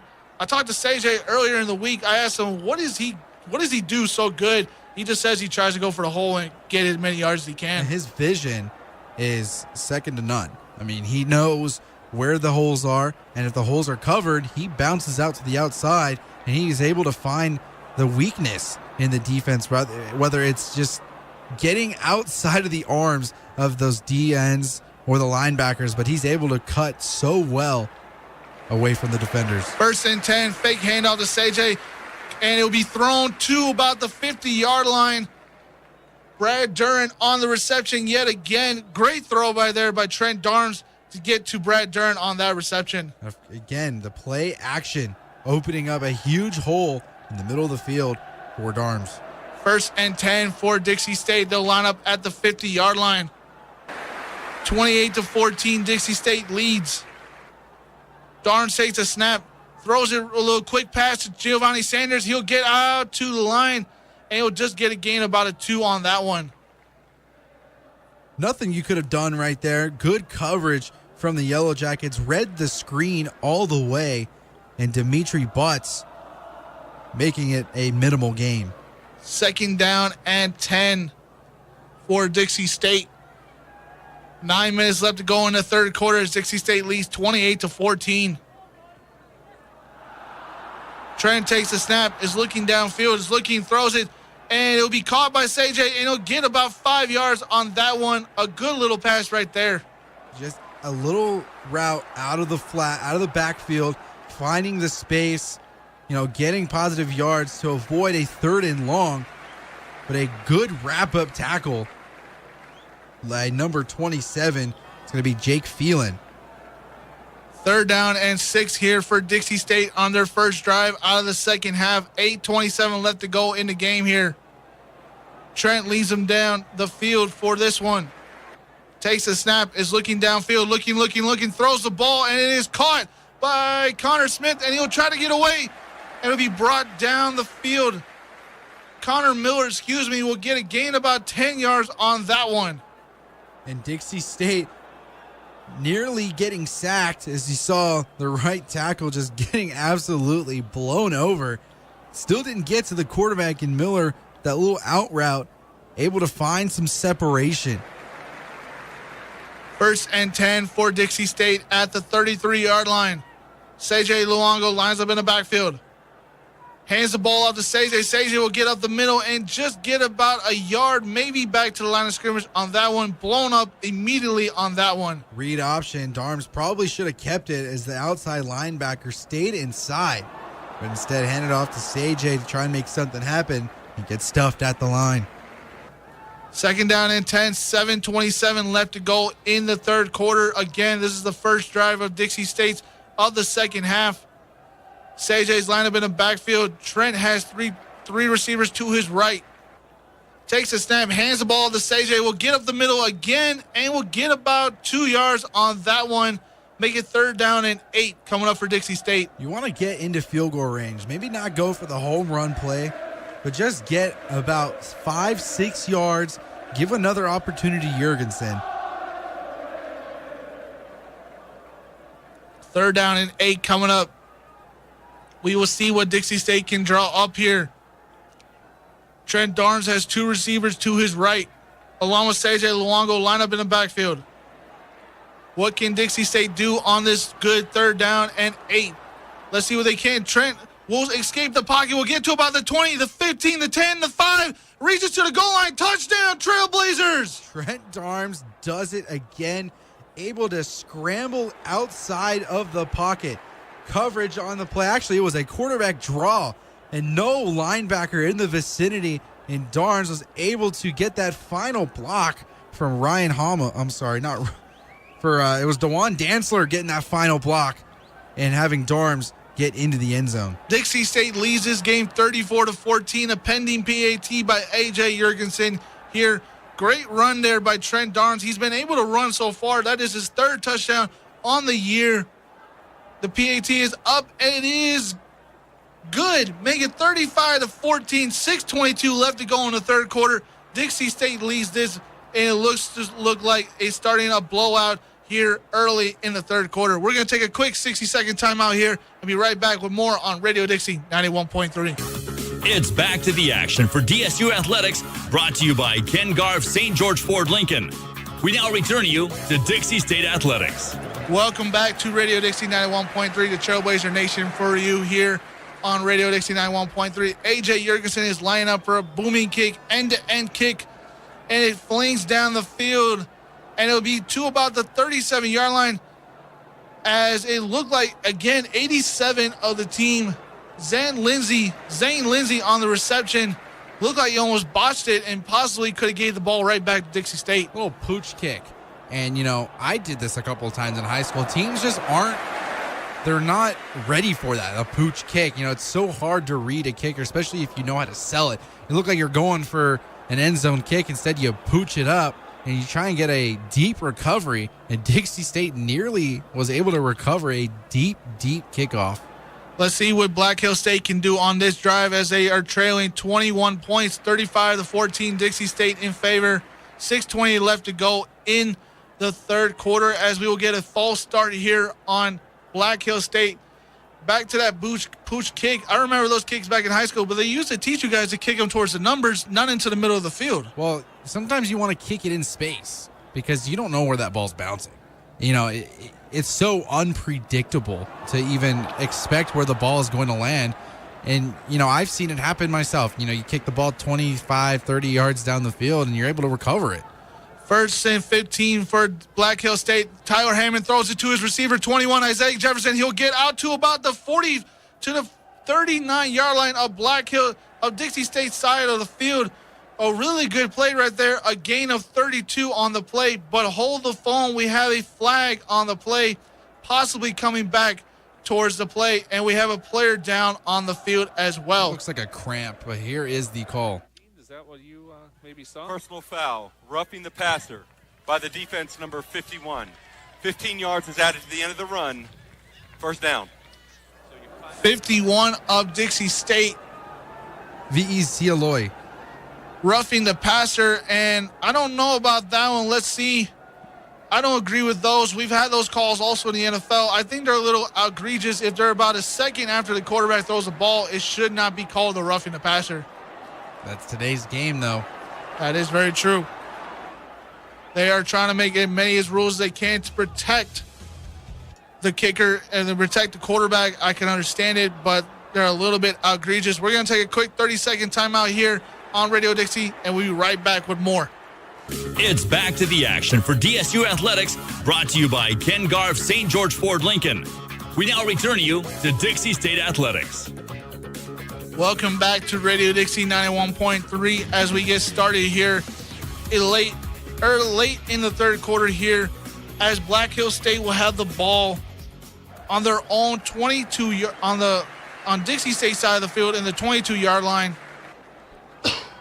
If you're Black Hill State, you need a touchdown right here to have any chance, because if Dixie State scores one more, they might start warming up the bus to go back to the campus, because this one is getting out of hand. So Black Hill State needs to score on this possession. It is a must-needed touchdown. I would assume that they are going to keep passing it. We have not seen many runs up the middle. That passing game starting to open up for them a little bit. It was a huge play, the 32-yard plus the 15-yard penalty. So a huge, huge play for the Yellow Jackets coming out of the timeout. Definitely a big drive for them as they are trailing 35-14 behind Dixie State with 6:12 left to go in the third quarter here. Again, Dixie State led a big-time play, a 30-yard reception, but added a 15-yard penalty of the roughing the passer, and we talked about it before we went to break. I think the roughing the passer calls are starting to get a little ridiculous. I understand why they're trying to protect the quarterbacks, trying not to let them get hit so much, but there's just so much you can do as a defensive lineman, as you can just try to protect the quarterback. It's not that easy to tackle them when you're going at 100 miles an hour. Tyler Hammond hands the ball out to his running back, and it was Jake Walby, and he'll get about 2 yards. I played defensive lineman in high school. It is so hard to tackle the quarterback or the running back and try to protect them at the same time. I think it's limiting the players on the defensive side of the ball. 2nd down and 7 for Black Hill State. 5:30 left to go in the third quarter here. Tyler Hammond lines them up. Will take the snap for the Yellow Jackets, looking downfield, throws the ball, and it was caught.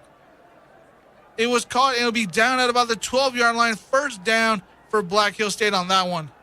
Finding the open receiver on the outside, and that's the story. for the Yellow Jackets is just finding those undercut throws. And man-to-man defense once again. And Dixie State has not performed well in man-to-man as they line up man-to-man here in a goal opportunity. Black Hill State with the quick offense here. Tyler Hammond fakes the handoff. Will throw it towards the end zone, and it'll be incomplete. Looking for his receiver on that one. Just a quick play, try to get Dixie State off their balance there late, but it did not work for them. It'll be 2nd and 10 for Black Hill State. Again, they trail in this game 35-14 with 5:04 left to go late in the third quarter here as they're knocking on the door, trying to get another touchdown and maybe keep this game a little bit closer than it looks right now. Tyler Hammond motions over Isaiah Jefferson. Hands the ball off to number 22, Jake Wabi. He'll get to the goal line. Will he get the touchdown?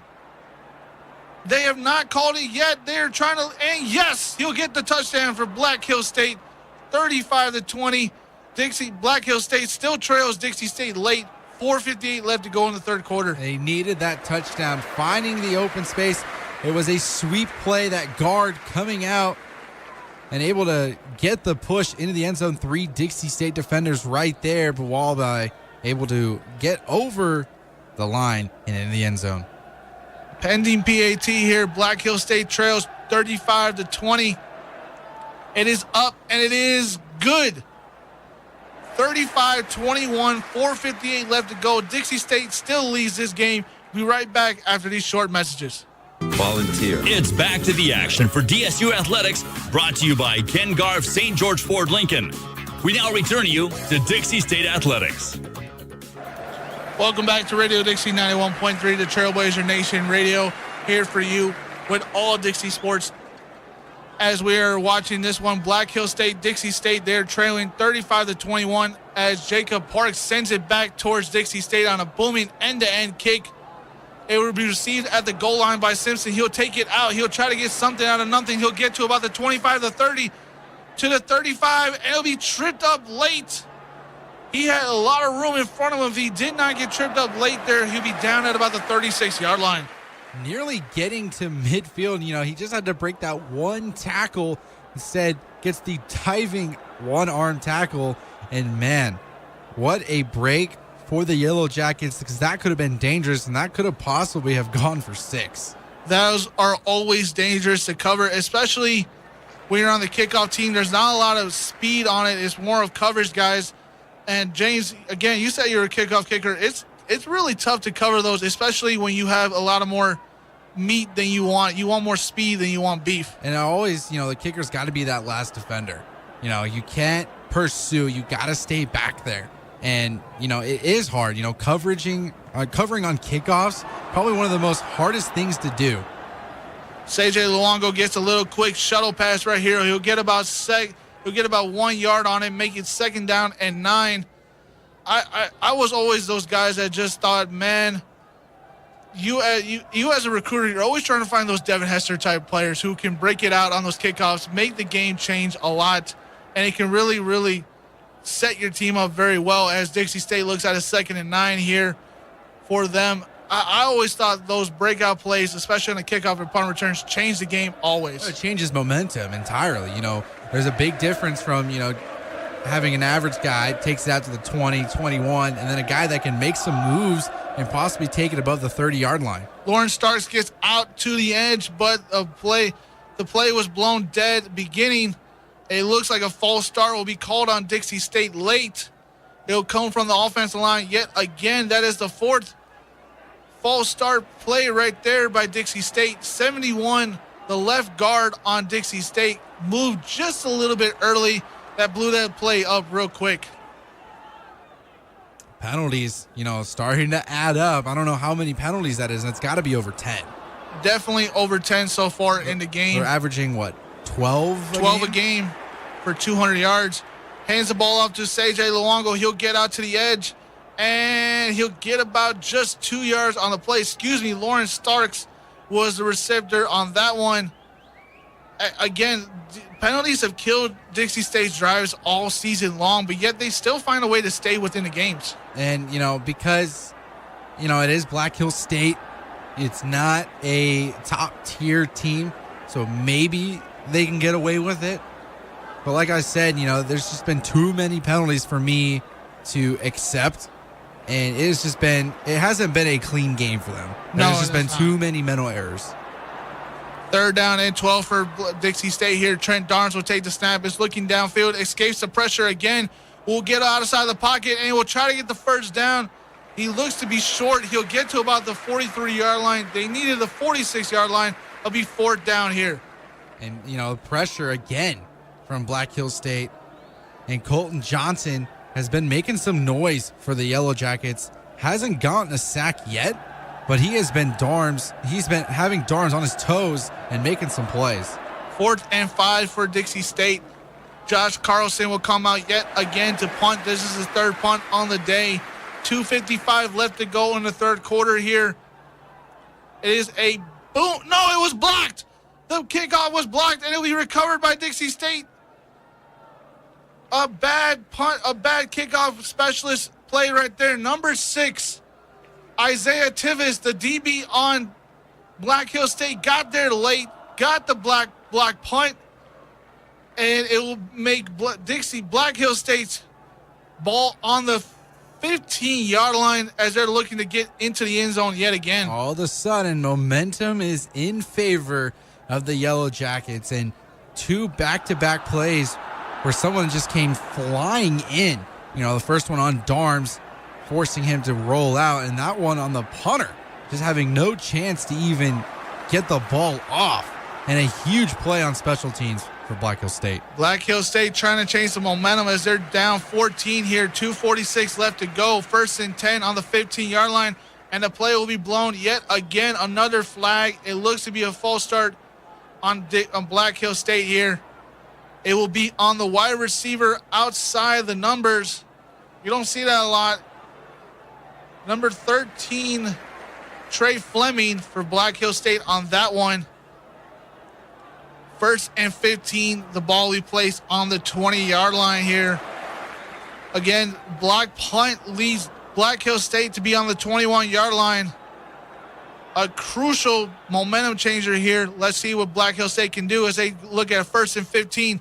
Tyler Hammond escapes the pocket, throws it towards the end zone, and it will be incomplete, but a flag will come in late. And another penalty on Dixie State, and it's probably going to be pass interference. The ball was in the air, a little bit of bumping going on, and this one's in the end zone, and this one could cost Dixie State a ton of yards. As we see Hammonds throw that into the end zone, it looked like he had his hand on his horse collar, actually, and kind of pulled him down, and we'll see what the referee says. So Swiftwater being helped back to the There Yellow were 2 Jackets. fouls on the play, one by each team. Holding by the offense number 62.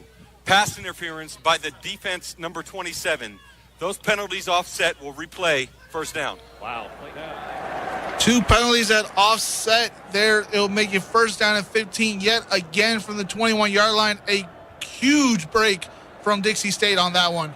Man, they sure did get lucky on that one. Otherwise, we'd be looking at a 1st and goal at the 1-yard line. Instead, replay the down and another opportunity for the Trailblazers to make a stop. 2:39 left to go in the 3rd quarter here. 1st and 15 on the 21-yard line of Dixie State's field. Can Dixie State get out of this as they lead it 35-21? Tyler Hammond fakes the handoff. We'll take it up the middle. We'll get to about the 11-yard line. We'll get about 10 yards back, make it 3rd down and 15. Another fake handoff, allowing the middle of the line to open up, and Hammonds just tucks it and hopes to get some space, and he does, and a nice little scamper. We have an injured player on the field. Malaki down for Dixie State here. We do not like to see injured players, but it is part of the game here. We're going to take a quick 30-second timeout here and be back on Radio Dixie 91.3. It's back to the action for DSU Athletics, brought to you by Ken Garff St. George Ford Lincoln. We now return you to Dixie State Athletics. Welcome back to Radio Dixie 91.3 as we have live coverage of Dixie State University versus Black Hill State University. Dixie State leading 35-21, 2:17 left to go in the 3rd quarter. Black Hill State looking at a 2nd and 6 and are knocking on the door at the 12-yard line of Dixie State's part of the field. We will see if they can get in the end zone and get within 7 of this. Tyler Hammond fakes the handoff, will give the handoff actually to his running back, and he'll get to the end zone. Did he get in? No, he'll be down at about the half-yard line. First and goal for Black Hills State. And another, there was a counter play. Offensive lineman got the push that they wanted to. It nearly came away with a score. They thought it was a touchdown, but instead half a yard short, like you said. And another big moment for the Yellow Jackets to bring it in within 1 score. Yellow Jackets bring out the jumbo formation, hand it off to the running back, and he will get in to the end zone, make it 35-27. A pending PAT here, a closer game than we all thought.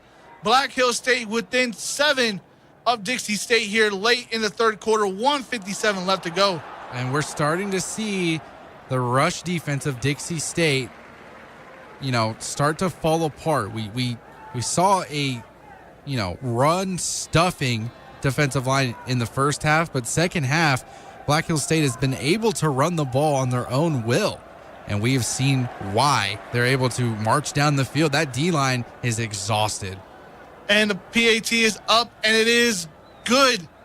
Make it 35-28, 1:57 left to go in the third quarter. Black Hills State with 2 quick touchdowns in this quarter to bring it within 7. We are going to take a quick 60-second timeout here and be right back with more on Radio Dixie 91.3. It's back to the action for DSU Athletics, brought to you by Ken Garff St. George Ford Lincoln. We now return you to Dixie State Athletics. Welcome back to Radio Dixie 91.3 as Jacob Parks sends a booming kick back to Dixie State on an end-over-end kick to the yard line. Simpson will take it out, will get as much as he can. Will he escape the pressure? No, he'll be brought down at about the 15-yard line, and that's where Dixie State will start on this drive. I think this is the drive that Dixie State needs to have a 7-8 minute drive, start running it down, the Yellow Jackets' throat, causing them to be extremely exhausted. This is the drive that needs to finish off the game. I cannot agree anymore as Dixie State still leads this game 35-28, 1:51 left to go in the third quarter here. As they're now making another change at quarterback. Mike Sanders comes back into the game. He was in the game earlier today. Let's see what he can do on this drive as CJ Luongo motions out of the backfield, gives it to CJ. CJ will get to the field and will get to about the 25-yard line. A good little quick screen play right there. Get the ball in CJ's hands in open space and watch him run. He made a move right there off the linebacker, got the juke, and then got a little bit more space and got a pretty good gain on first down. 1st and 10, 1:34 left to go here as Mike Sanders takes yet again another snap, hands the ball to CJ. CJ will get out to the numbers, will get more, and it will get to about the 33-yard line as a flag is thrown in late. Let's see what this call is on. And it's probably another holding call.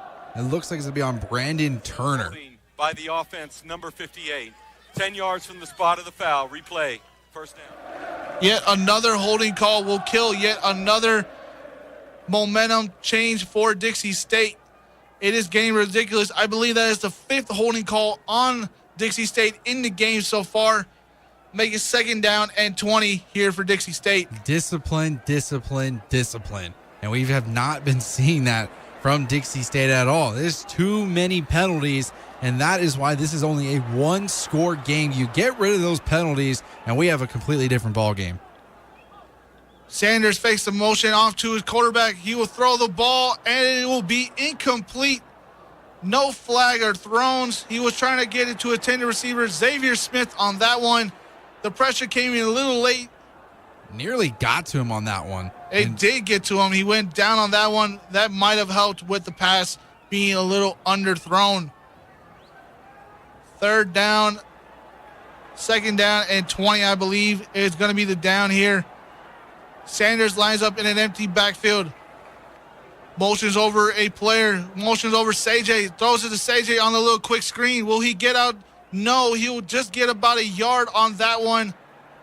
Make it 3rd down and 19 for Dixie State.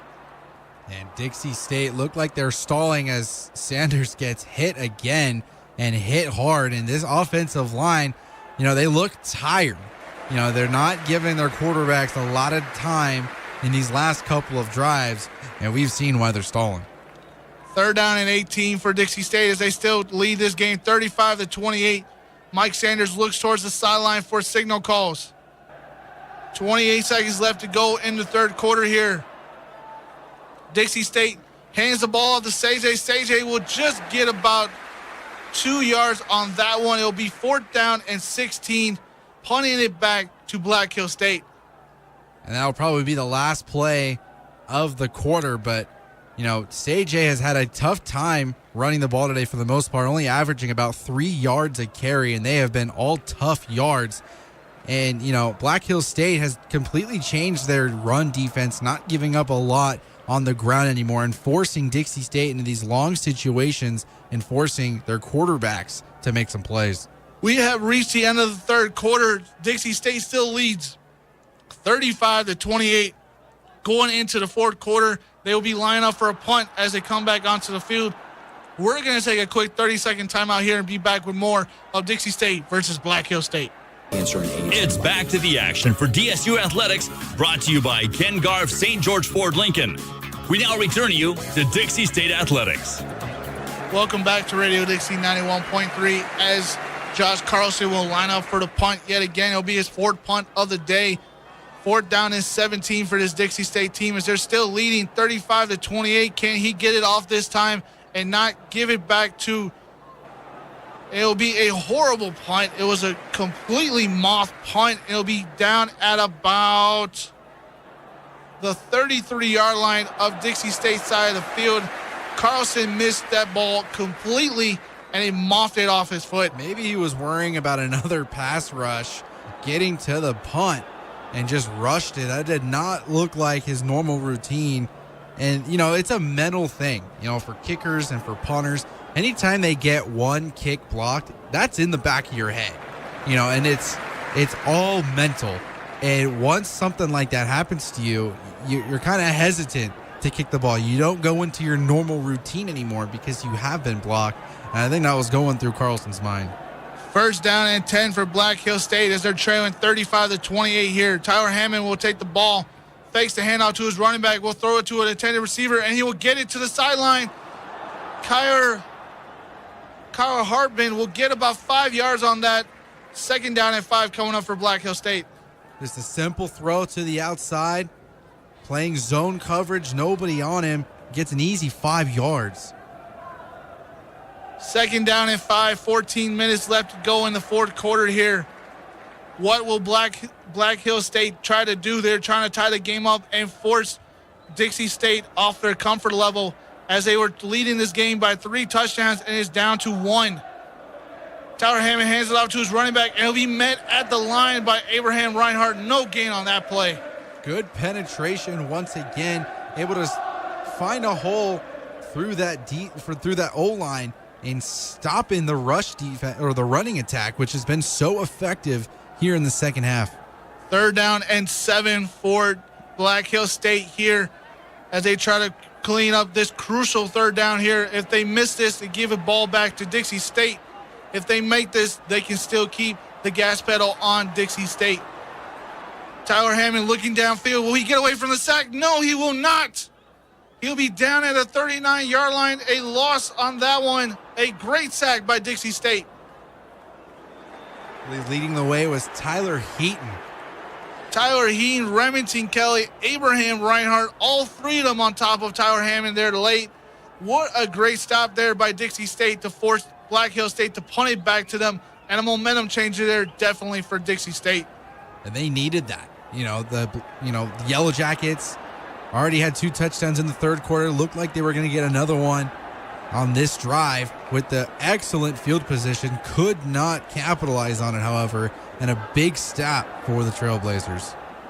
It is a good punt, end over end, and it'll be down at about the 1-yard line. Dixie State will start on their 1-yard line there Jess Edens put a booming kick there, and that will be where Dixie State starts their next drive. And what a punt. You could not have asked for a better punt. An excellent bounce, and there were Yellow Jackets at the goal line ready for that bounce, and it bounced in their favor. Now Dixie State has to go 99 yards to get it out of a one-possession game. And this is a crucial drive. There are 13 minutes left, but Dixie State all the way at their own end zone for this next drive. And we'll have to see if they'll have to do a couple play action passes to get out of the end zone. Or if the Yellow Jackets are coming with a blitz. They're going to have to go 99 yards as Trent Darns tries to get out of the end zone. He comes back in as quarterback, and he'll get down to about the 4-yard line. 99 yards is the goal here for Dixie State to put it in the end zone yet again. They have 12 minutes to play on their side of the clock. Trent Darns comes back in as the quarterback as Mike Sanders is yet pulled again. We will see what happens on this drive as they come back yet again with a jumbo set. CJ Luongo is the back in the backfield. Hands the ball up to CJ. CJ will try to get out to the numbers, and he'll get about a yard on that. Make it 3rd down and 5 for Dixie State. Those two run plays were just to get out of your own end zone. Expect that pass, maybe a slant in, or maybe even a screen. I would not be surprised if they did a screen to CJ to get out in open space. Let's see what they call on this. 3rd down and 5. 12 minutes left to go on the 5-yard line here. Can Dixie State keep this drive alive and continue to put pressure on Black Hill State and maybe get this lead to be bigger? We will see here. Darns motions over 2 receivers to his left. Looking downfield, we'll throw it to Isaiah Wooden, and he'll get to about the 9-yard line there. They needed the 10-yard line. Will they go for it on 4th down? We will see. Absolutely not. You punt this ball away. You are on the 9-yard line. This is way too close to the end zone to even think about going for it. We need to see a big punt from Carlson and try and avoid what happened on that last punt and try and get it over the 50. 4th and 2, 11 minutes left to go in the 4th quarter here. A close game. Dixie State still leads it 35-28. They are bringing the pressure on Black Hill State side. Carlson gets this ball away and is a booming kick.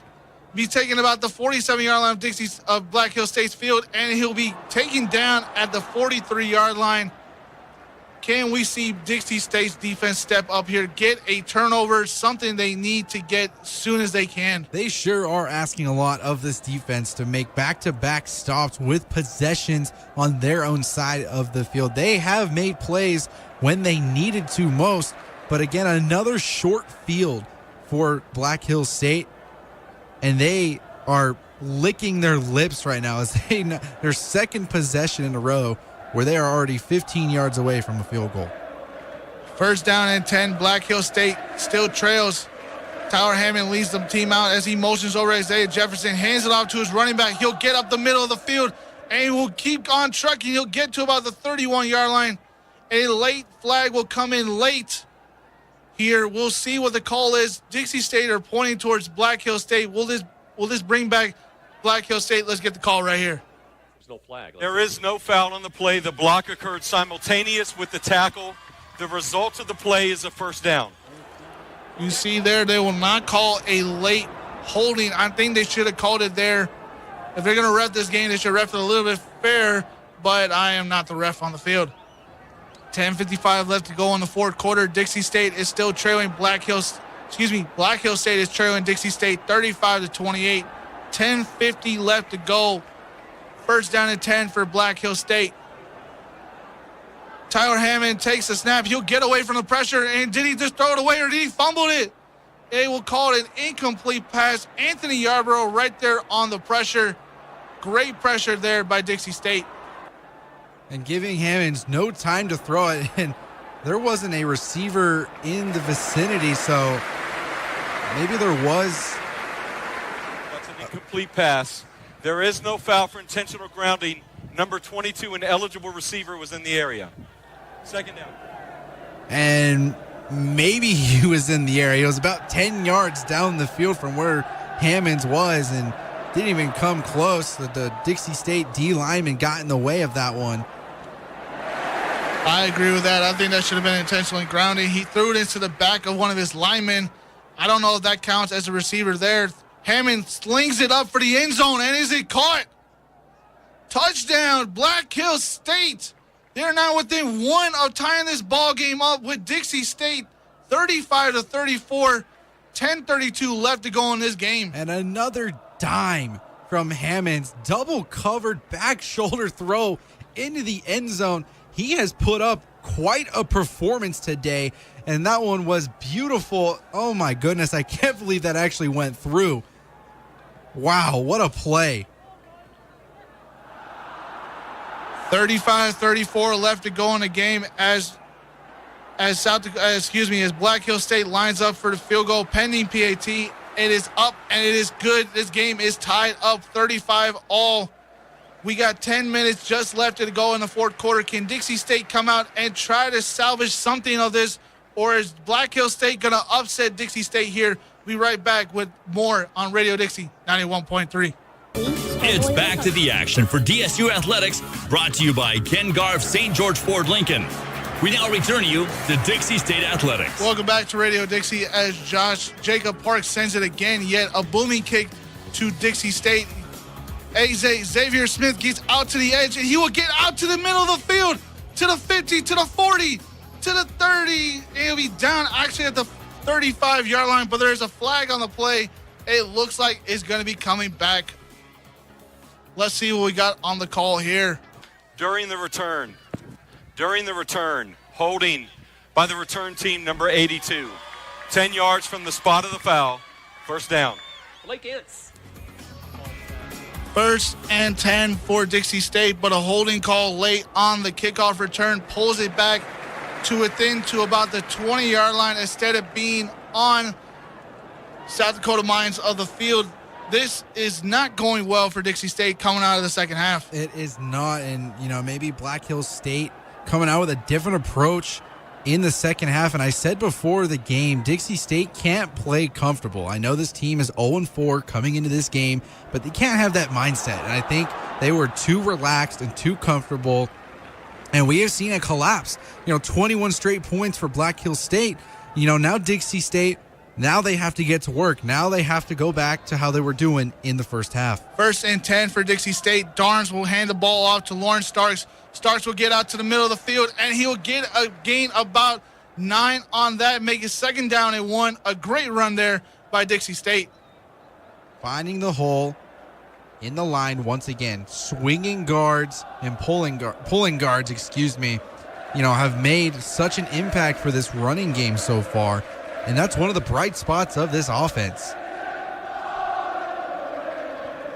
There seems to be an injured player down on the field. We're going to take a quick 60-second timeout here. Be back with more. Dixie State is facing a second and 1. It's back to the action for DSU Athletics, brought to you by Ken Garff St. George Ford Lincoln. We now return you to Dixie State Athletics. As the injured player is taken off, it was number 99, Marquise Clayson, the defensive lineman who was stuck in the middle. Maybe this gives Dixie State the momentum they need, as he was a big force on stopping the run earlier today. Maybe finally Dixie State could get on top and do something with this.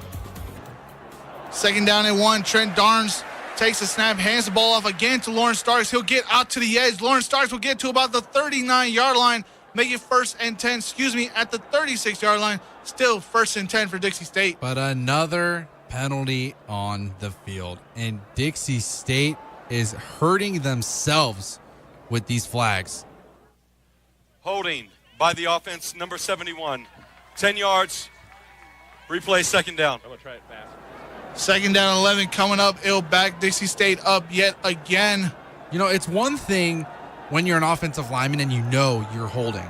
It's another thing when you're trying to argue that you didn't hold. And it is unbelievable to me how you're taught the fundamentals on how to block a lineman and you still hold.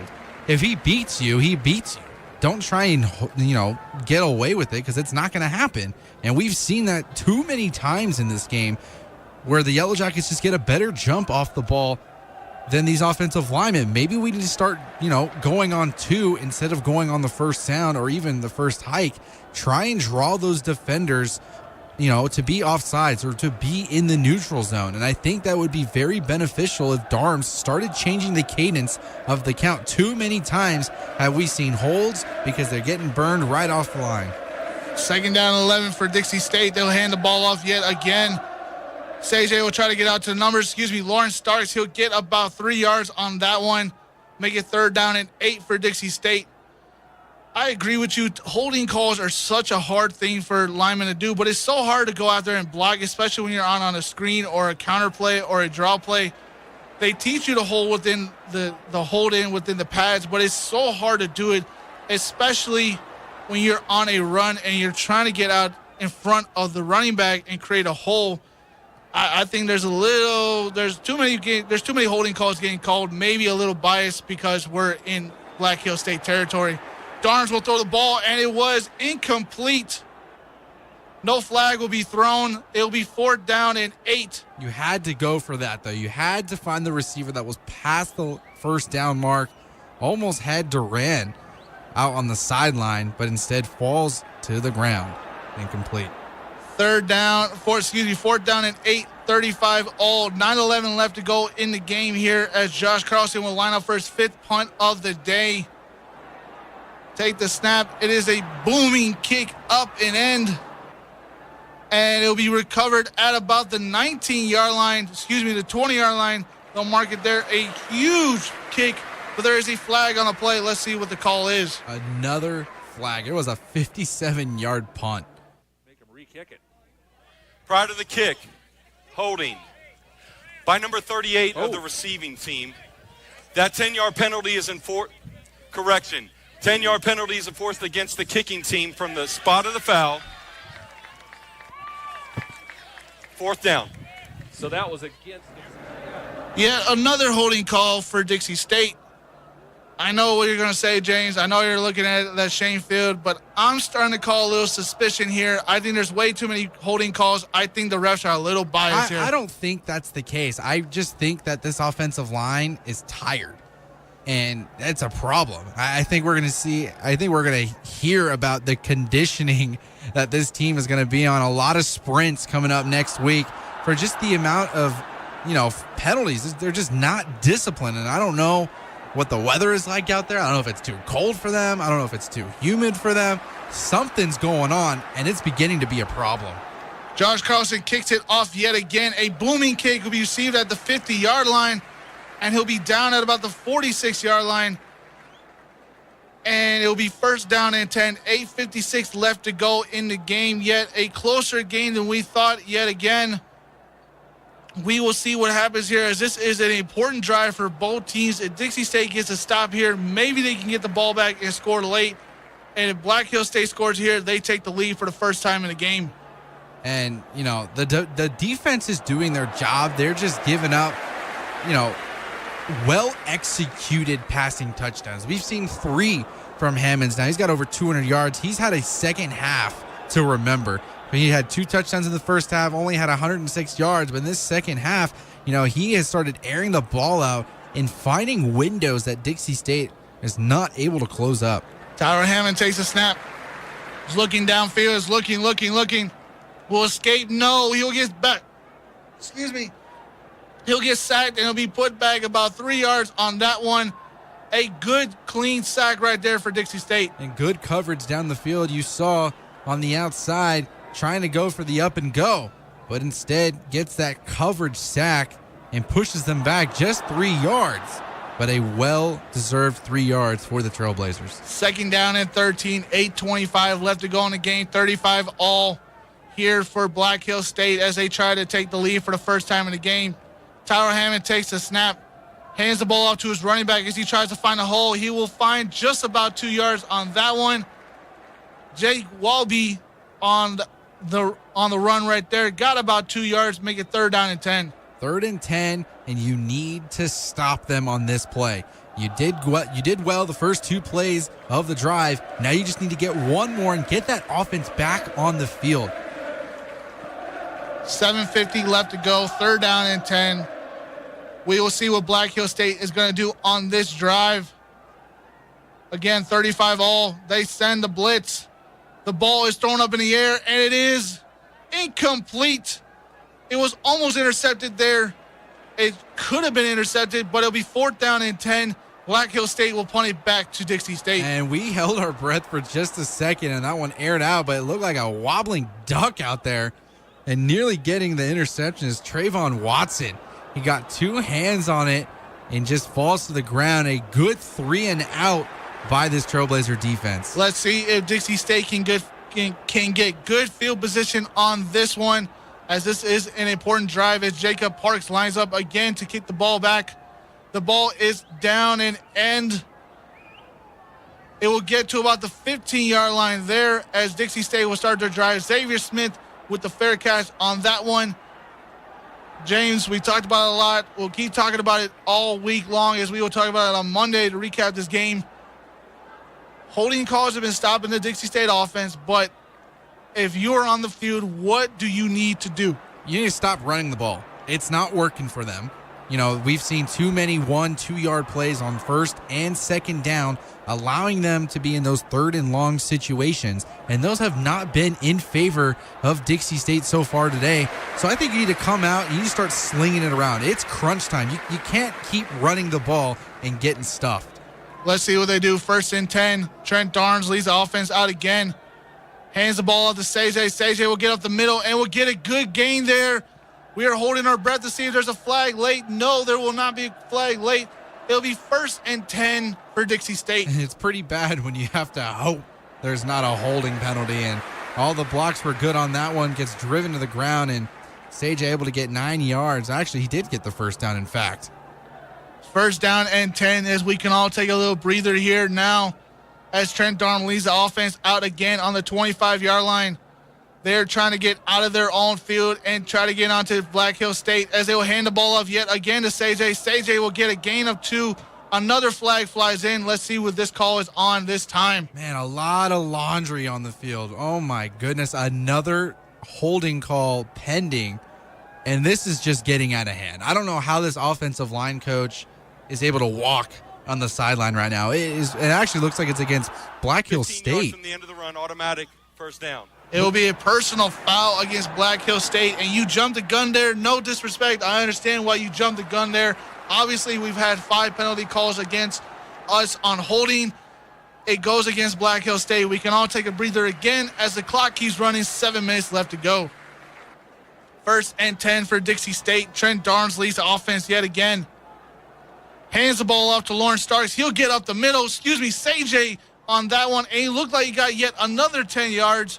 For Dixie State, a great run there. And a draw play just to fool the secondary and the linebackers for just a second. Can't hold on to him, man. If he beats you, you can't put a hand on him. It is so simple. If he goes past you, you can't do anything. You have to watch him. And time again, we're seeing them with the hands behind the... Oh, my goodness. This is unbelievable. I have no words. 2nd down at 11, 6:08 left to go. Darner's looking downfield, throws it, and it'll be caught. Again, we're holding our breath to see if a flag will fly. There's no flag flying. Excuse me, there is a flag on the field. Holding yet again against Dixie State. James cannot hold his breath as it'll be called yet again against Dixie State. I think they need to start taping their hands so they don't hold. They need to just come out with big blocks of tape over their hands, something to stop from these holding calls. And what seemed to be a promising drive, you've had back-to-back holding calls, one of them preventing a long touchdown, and this is just getting out of hand. If I was Coach Shane McClure, I would call a timeout and get my offensive line together. 2nd down and 21 as we will try to yet again. Darnes flings it out to the end zone. Nothing. Be 3rd down and 21 coming up. You got to take shots down the field now. You're in your own territory. You're deep now. And they're only rushing with 4. And they're causing problems for this offensive line. They have to be gassed right now. Third down and 21, a big third down and 21 here for Dixie State. Will Trent Darms get the first down and keep this drive alive, or will it stall yet again? As this is the fifth drive of the second half after scoring a touchdown early. Darms will scramble outside the pocket, will get outside the pocket, and will get to about the 49-yard line, make it fourth down and about 6. James, I would go for it. Nope, you're on the 50-yard line. There's 5 minutes left. You have your trust in Carlson to pooch this one inside the 20-yard line. If he gets the pooch inside the 20, I like the odds for Dixie State to stop them in their own territory. Dixie State is still tied up 35 all, 5:10 left to go in this fourth quarter. A great game we did not expect, but we are getting a great game anyway. 4th and 5 minutes left to go. Let's see if Josh Carlson can pin Black Hill State deep into their own field. Punt is away. And it was blocked yet again. Black Hill State will have the ball on the 21-yard line. Yet another mental mistake by Dixie State costing them this game. Might as well rename the offensive line Swiss cheese because there is just way too many holes. And wow, their second blocked punt of the day, and it has been all Black Hill State in this second half, and it hasn't even been close.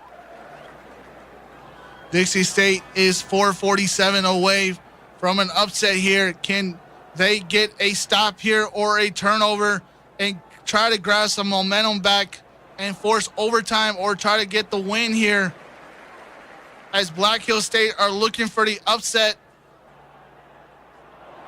Tyler Hammond leads this team out yet again. They're on their own 14-yard line. Motions over a receiver, hands the ball out to him. He runs to the edge, and he will get out of bounds at about the 13-yard line. We gain of 1, yet maybe got back to the line of scrimmage. Good contained pursuit from Mike Jones, not allowing him on the outside. He actually could have gotten called for a horse collar right there, but quickly let go. 2nd down and 10. 4:42 left to go in the game. Black Hill State looking for the upset here. They have thrown everything that they can throw at Dixie State. Hands the ball off yet again to the running back. He'll be met down at about the 11-yard line. Shane Brooks on the run for a gain of 2. Again, good containment, not allowing a lot of room inside the trenches. And again, 3rd down opportunity for Dixie State to make a stop, as they have been pinned on their side of the field for most of this fourth quarter. 4 minutes left to go. Again, Black Hill State looking for the upset. 3rd down and 7. Can they force a field goal here and try to get the ball back? Steps up, throws it, and it is incomplete. Almost intercepted there. We can now take a little breather here, but there is a flag thrown on the play. And it looks like it's roughing the passer as Hammonds gets up a little shaken. And again, biting Dixie State in the rear. Personal foul, roughing the passer. Number 3 of the defense. Half the distance to go, automatic, first down. Another big-time penalty costing them in this one. Yeah, that's a rough in the passer call. You got to have better discipline than that. Can't just drill the quarterback after he lets go of that one. He extended his body after the ball was even thrown. That's a no-brainer. I can't argue against that one. I can't either. I was trying to find a way to argue that, maybe, but there's no way to argue that. 3:45 left to go. 1st and goal for Black Hill State here. Tied up at all 35. Again, Black Hill State looking for the upset at home. Throws it to the corner of the end zone, and it is incomplete. It was in the right spot, only where his receiver can get it, but it looked like they weren't on the same page, as that one just falls beyond the end zone and incomplete. 2nd down and goal coming up for Black Hill State. Can they punch it in, or will Dixie State get the stop they really, really, really need? Dixie State and Black Hill State line up for second and goal here. 3:42 left to go in the game. This is for all the marbles here. And he'll be stopped. Shiloh Pritchard there on the stop. It looked like Shane Brooks was trying to get outside the numbers, could not. He'll be brought back down to the 7-yard line. There's that penetration that Dixie State has been looking for the last couple plays. Haven't really seen it on the running game, but do make a big stop to force a 3rd down and 7. 3rd down and goal. 3 minutes left to go, 35 all. We are holding our breaths here in the studio as we're calling this one. Can Dixie State get off the field? They're looking, throws it towards the end zone, and no, he will not get to the goal line. He'll be stopped at the 5-yard line. 4th down and goal coming up for Black Hill State. I think if you're the Yellow Jackets, you take the points. You don't even dare to try and go for the end zone here. You get the easy 3 points, and you rely on your defense, who has actually been really dominant in this 4th quarter so far. I think you take your money on your defense.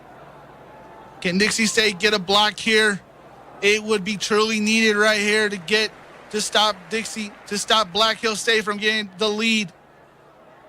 2:20 left to go in the game. The kick is up. And it is good. 2:16 left. 38. Black Hill State leads for the first time today in a game. We did not see this coming. Can Dixie State get a touchdown? We'll be right back with that more on here on Radio Dixie 91.3. It's back to the action for DSU Athletics, brought to you by Ken Garff St. George Ford Lincoln. We now return you to Dixie State Athletics. 38-35. Black Hill State leads Dixie State.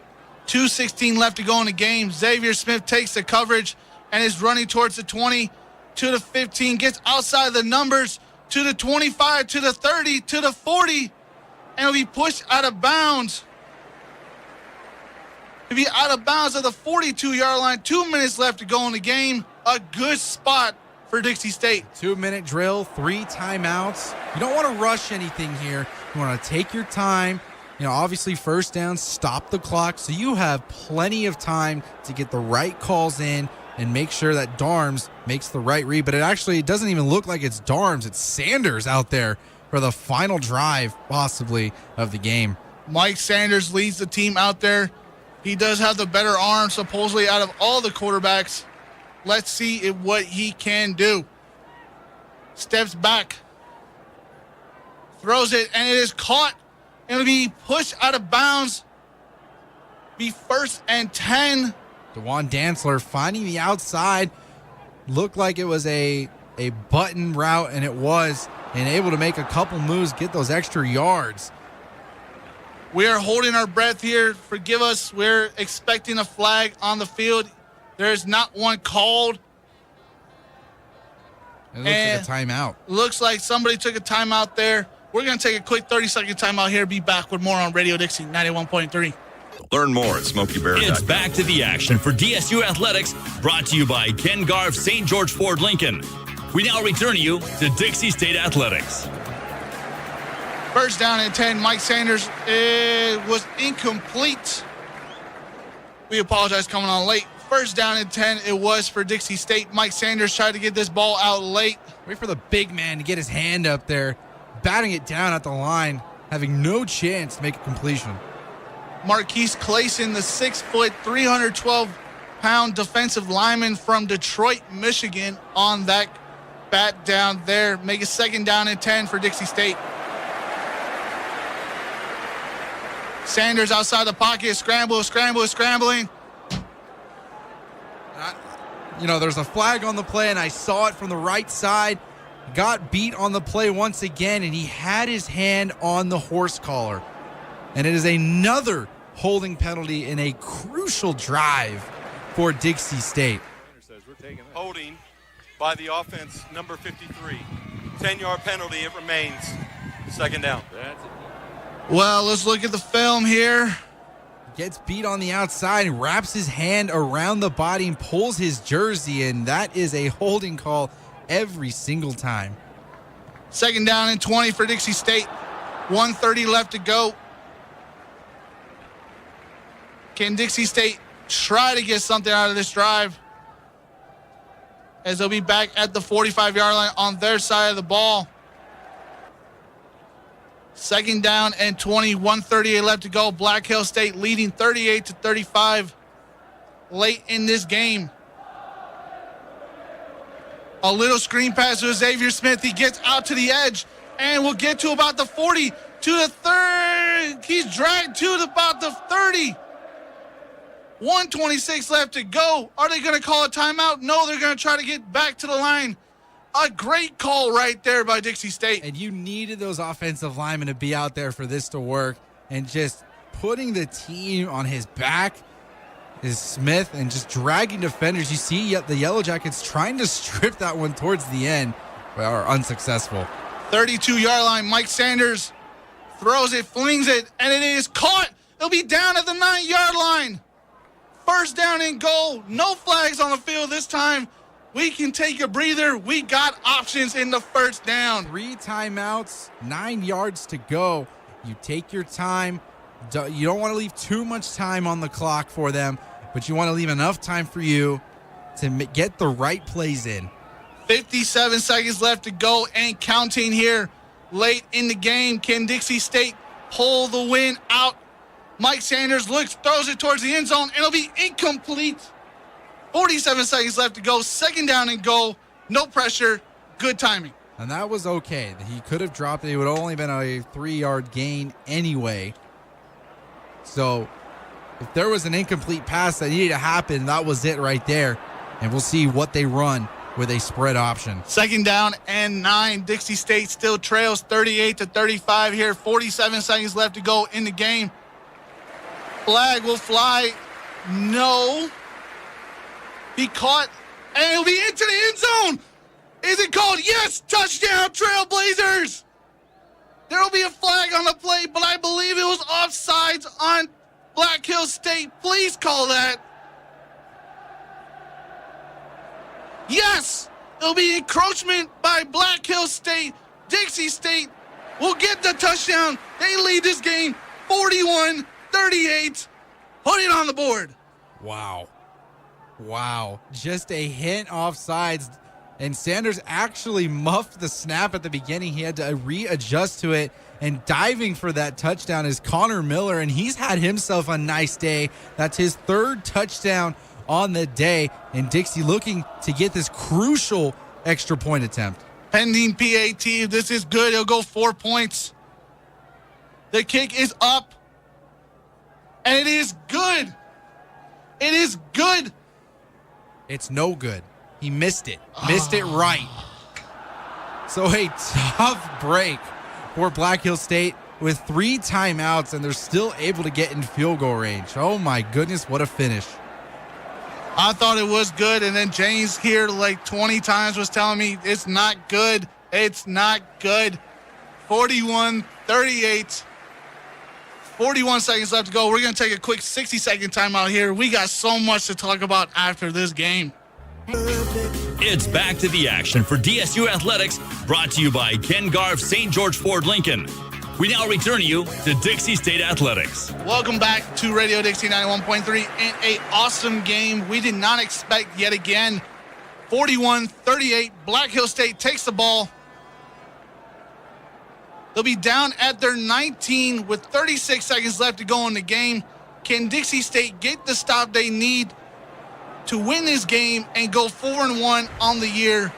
James, can they do it? No big plays. They are not allowed to. I would start playing cover 4 in this situation. Let them do the draw plays. Let them have the short passes. Just do not give up anything over the top. We know Hammonds has an arm for that, and we've seen it 3 times today, right on the money. And Dixie State just can't give up the big plays. 36 seconds left. First and 10. Dixie State leads 41-38. Tyler Hammond having himself a second half with 3 touchdown throws. Can he do it again?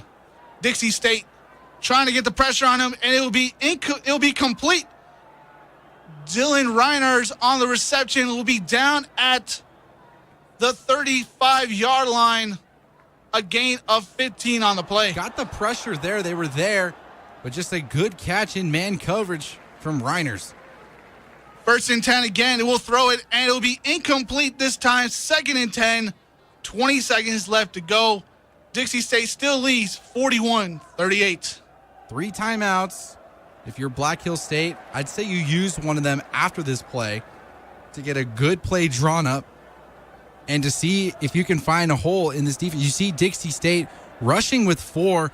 You're playing bump run coverage on the outside, and we'll see what happens. 2nd down and 10. Clock still running. Ball is thrown up in the air, and it is complete.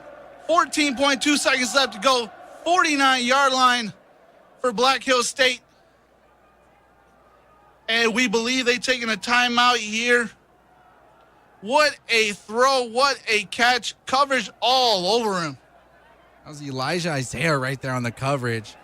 And Swiftwater just said no and snagged that one to keep this drive going. We're going to take a quick 30-second timeout here and be right back with the end of this game.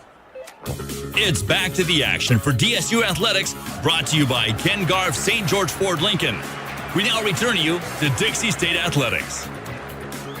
Welcome back to Dixie State Radio Dixie. And Tyler throw the ball, and it is caught. It'll be down at the 35-yard line. We think they'll take a timeout here. It looks like there is a flag on the field.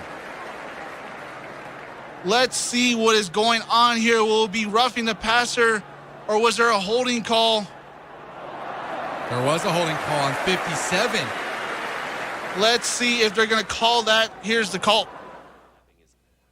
Holding by the offense, number 57. 10-yard penalty from the previous spot. Replay, 1st down. Yeah, that one hurt. It will be a holding call finally against Black Hill State, not on Dixie State. James, you got a little smile on your face. I'm not even going to say lucky call, but I think that call pretty much ends this game. You know, you're 7 seconds, you're on your own 38-yard line, and, you know, you just need too big of a play with too little time. You needed to have that completion. I would have put you down at the 35-yard line, would have just gotten another 10-yard play. And, you know, Black Hill State just shot themselves in the foot right there. And very fortunate for Dixie State, which they may escape from probably one of the most sloppiest games that I have seen so far this season. I will admit it has been a sloppy game. There has been 9 holding calls called on Dixie State in this game. They lead this game 41-38. Obviously, we're going to be coming up with the post-game show. We're going to wrap this game all up. Obviously, I think one of James' points will be those 9 holding penalty calls that could have prevented Dixie State to run away with this game after they were leading 35-14 earlier in this game. James, am I wrong? No, you're not. I mean, that is why this is a 3-point game, you know, preventing big plays from happening. And those are it's so frustrating to be a player. And especially if you're not even on the offensive line to, you know, say like Sajay and Lauren Starks getting those big runs and then having them come back immediately. 1st down and 20 here for 1st down and 20, and the game is over. Sorry, 1st down and 20. Black Hill State try to get a flea flicker going. They fumble the football. Dixie State recovers it, gets away with the win. James, we had just made history, yet it is a sloppy win, but this is the first time in Dixie State history we won 4 games straight, and it keeps us in the hunt for the RMAC conference. By the skin of their teeth. I would not be satisfied if I was Coach McClure.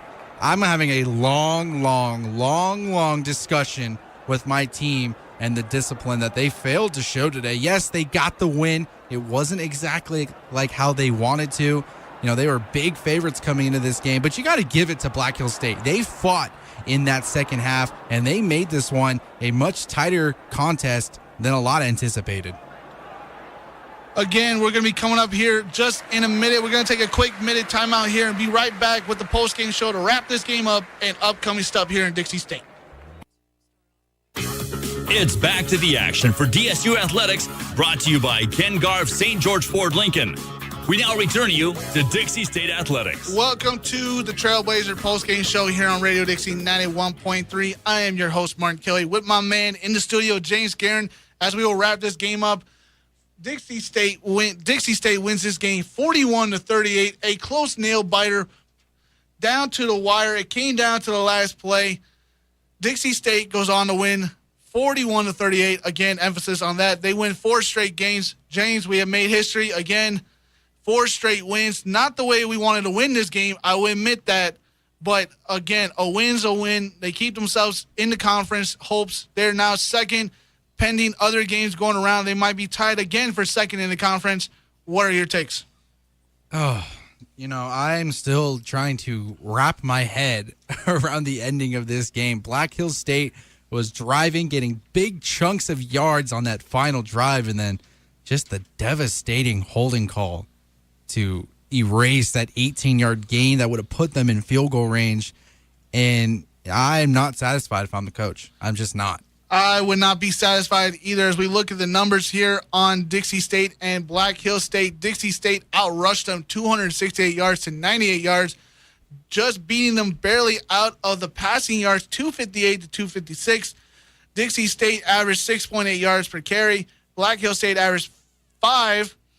And, of course, the big one in this game, you pointed it out earlier, penalties. 17 penalties for 176 yards for Dixie State, but 10 penalties for 104 yards for Black Hills State.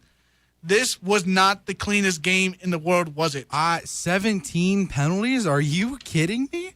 That is discipline issues right there.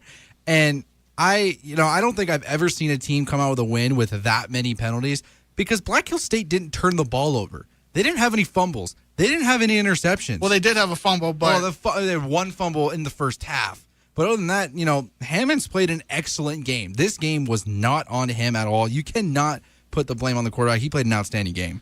And it didn't help the fact that Black Hills State had 2 block punts on our top kicker, Josh Carlson, late in the game to give Black Hills State a chance to take the lead or win this game. Let's look at the little bit individual numbers here. Trent Darms was the main quarterback today, 18 for 27, 177 yards. But Mike Sanders came out with the victory, 6 for 10, 81 yards, and the crucial 1 touchdown that led to the win. And another thing that I think is interesting to point out, James, CJ Luongo was not the guy that won this game for us. It was not. It was everybody else. Everybody else chipped in as much as they could, due to the fact that we had a lot of penalties on offense, but it was kind of a team game today minus the penalties. Well, Lawrence Starks definitely picked up today. He averaged 9.6 yards a carry. And also Trent Darns averaging almost 15 yards a carry. When you have other guys that could step up and get those averages up, especially when your main guy isn't performing, it takes a lot of pressure off your starting running back. And CJ failed to make it over 100 yards for the first time this season.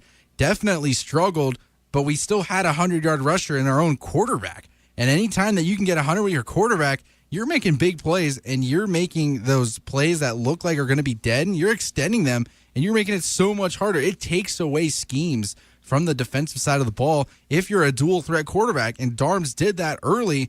And, we didn't see a lot of scrambling from Sanders at all, but he still got the job done inside the pocket.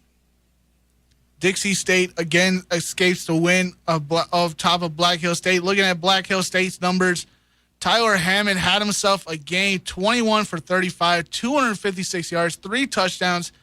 It's fair to say that this team was not relying on the run, even though Walby, their leading rusher, had 2 touchdowns for 47 yards. This team was throwing the ball all over the place. They were slinging it like there was no tomorrow. And they didn't give up a lot of yards like they did last week. They kept it contained. The leading receiver only had 66 yards, but there wasn't a ton of big plays. You had the 35-yard touchdown in the end zone, and then in the first half, you had that nice little corner touchdown catch.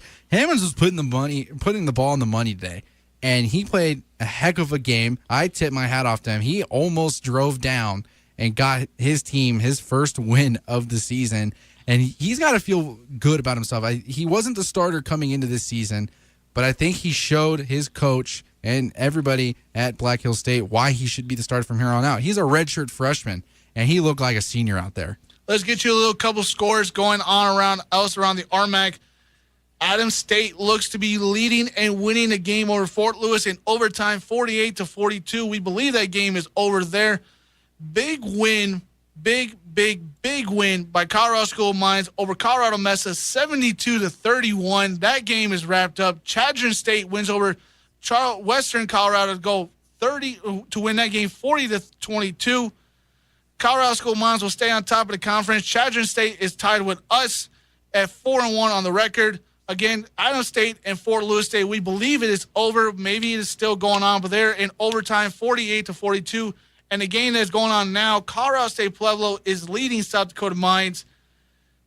James, you got to admit it, as much as it was a sloppy game today by Dixie State, the conference is not a weak conference. There's a lot of good teams this year, and there's a lot of good teams competing. And that's why records don't tell the whole story. You know, Black Hills State did have a couple of close games early on in the season as well. And, you know, they were only averaging 20 points a game coming into this game. And Dixie State averaging 31, I believe, and they went above that today. But the offense for Black Hills State has absolutely exploded. They only scored 8 in the first week, 20. Then they went off for 41, went back down to 14, and then today put up 38. So, you know, it seems very inconsistent. But I think with Hammonds now, you know, in the locks for that starting quarterback position, I think Black Hills State might turn it around towards the end of the season. I think I completely agree with you on that. Of course, it was, again, not a clean game. It was a sloppy game. We got to call player of the game today. I don't think there is truly a player of the game. I think completely Dixie State stepped up late in this game. I think the player of the game should go out to the team. They played, obviously, again, a lot of penalties on the offensive side of the ball, cost them a lot of drives. This game could have been completely done with a long time ago. We could have sat here and cruised to the end of the game, but we got a nail biter towards the end. You and I were both praying towards the end. Hopefully Dixie State would win, and they did. Do you agree with the fact that Dixie State is truly, truly lucky today? I think they barely got away. They were holding on to the cliff with their fingertips on this one. Just too many holding calls. It didn't completely bite them, but it definitely stalled them a lot in the second half. And I'd have to disagree with you on player of the game. It's got to be Connor Miller. The guy had 3 touchdowns. He had 2 Wildcat touchdowns, and then he had that game-winning touchdown diving for the pylon. I give him the game ball of today. He played outstanding. He got open. They didn't target him a lot. He did have 5 receptions for 70 yards and that game-winning touchdown. He only had 6 rushing yards, but he did have those 2 touchdowns, but they were huge touchdowns down in the red zone because it is so much tougher to score inside of the red zone than anywhere else on the field. So I give Connor Miller the game ball. I would agree with you on that one. Let's look ahead towards Black Hills State's schedule. They have South Dakota Mines, New Mexico Highlands, Mesa, Western, Pueblo, and Robert Morris left on the schedule. They're looking to have a little bit of a struggle towards the end. They definitely will have to play Western, who is at the bottom of the league with them, but they got some good games coming up on their schedule. Now, let's get to the game of the week and game of the year for Dixie State next week. They have to travel to Grand Valley State. James, you are skeptical. You are still not going to buy in, even though I'm not totally buying in on this team, but I'm buying into the fact that this is a good team. Do they have any chance of going out to Grand Valley and upsetting them? If they play like anything like they did today, absolutely not. There is no chance at all. Grand Valley's number 4 in the nation? I believe they are. Number 4 in the nation, and you've won your last 3 games by a total of 9 points, 5, 4, and 3. So 12 points in those 3 wins. You know, it's no, I don't think, and it's not dogging them by any means, but they played a terrible game today. And they barely got away with it. Barely. And now you're at home against a team who's barely winning now. You know, it's going to be on, not on national TV, but it's definitely going to be on regional TV. It's actually on ESPN 3 for those of you that get that. And, you know, if they play anything like they did today with all the holding calls, with all the miscues, with all the, just the holding, that's the biggest thing. If you take away those holding calls, I'm not sitting here talking about discipline. That's the number one thing. It's so easy.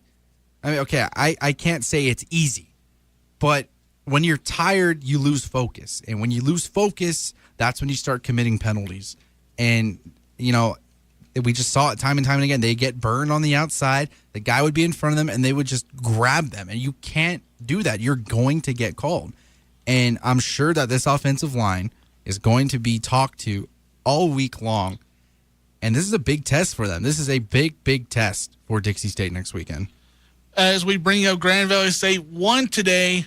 Actually, they won last week. They did not. They did win today over Norwood. They won 52-7. I am the only one that's skeptical. I believe they will win. They have to go to Grand Valley State. It is their homecoming game, so that's going to be a ruckus crowd in Allendale, Michigan at Lovers Stadium. As we look at the rankings, they do, let's see, Grand Valley State is in here. 17th. Grand Valley State is ranked 17th in the country here. They played a lot of teams on their schedule. They still have to play Ferris State. They played Indianapolis. They played Northern Michigan. Delta State are some good teams.